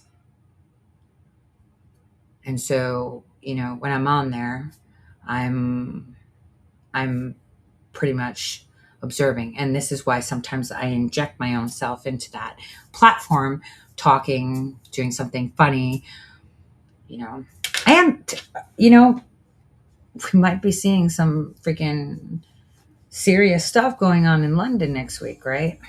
There's protests popping up and people are mad. Can't breathe, boys dead, cops laughing, all on camera. No protests? No. No USAID check, right? So now you're starting to see a lot clearer what is occurring. And this is why I've been always saying it. Turn all of them off. Unfollow everybody. How the hell do you guys follow so many people? Like, I follow 600 people and I can't even read all their shit. I have to go to their page because they're either shadow banned, just like I am right now. And that's because of the topics that I'm touching. And I know this because the tech bros be mad. But this tech gal is even more mad. But they know I'm right. I'm not shitting all over AI or tech. We just need to have a little bit more morality built into it, which is extremely difficult when it's a binary system. But turn them off. Like, you can't even read half of that stuff. Like, that's the thing. If I unfollow someone, because I was watching this unfollow thing, like, so-and-so unfollowed someone, that's a big deal for them, right? Because that's how they have direct communication. But it's like, just unfollow everybody, even me. Just like, do you. And if you happen to catch my show, that's great. I mean, normally one would say, follow me, tick me, da-da-da. But you know what? I think our sanity is a lot more important. And, if you can't have discourse, I see a lot of people that have spaces with each other. I jump in sometimes and listen. That makes me super happy that just average people are having conversations and not all about bringing a title and tiara in there to have that conversation with them. You don't need anyone to have a conversation. You don't need someone that pretends they're of status. They're not status. They're potatoes. Okay. The majority of the people that you're watching are part of the show. Because again, do you not think we have all of this stuff? So obviously, central casting, CIA, we've hired all these fuckers. But no one's really read in on it. That's the thing. What you need to focus on is the things that you can do. Like, I try to put in action items. I started the today's paper part, give it a bit of a test run to talk about things that people are not talking about domestically and, on a global scale. Because those are stories that need to be heard. Things that are happening that you may read about today, like, the whole Sudan thing that I put down for you, or one about Mozambique, right? Or in Pakistan with China. You may think, oh, okay, cool read, damn, that's fucked up. And then, a month later, you're like, oh shit, I know why that's happening now. I see. And suddenly you're able to think clearer and understand when there is war and rumors of war. I mean, a leaked conversation with Bibi Netanyahu was done between him and President Trump, where he's telling him, you'd be in fucking jail if I wasn't helping you. But we already had this discussion of that. It was always going to be saved for last. And here's where the journey ends on that, isn't it? Possibly. So, for all of you out there, have a fantastic evening. It's pretty late. Oh, shit. Fuck. I guess I'm not sleeping again today. So much love to all of you. And I will have those articles up for you. And you'll catch me on a TikTok. I'll share it on Telegram when I can. And and I'll be posting pictures on my Insta, Telegram, X, or whatever when I can. Definitely if I see my old friend. Who's also a muse. So crossing fingers that actually is successful and that pans out and that I'm not running around like a headless chicken, because I'm going to try to cram a lot of things into a very small window. So fingers crossed. God bless everyone and have a fantastic evening. I'm not going to play a song. I'll just disconnect. Have a great night.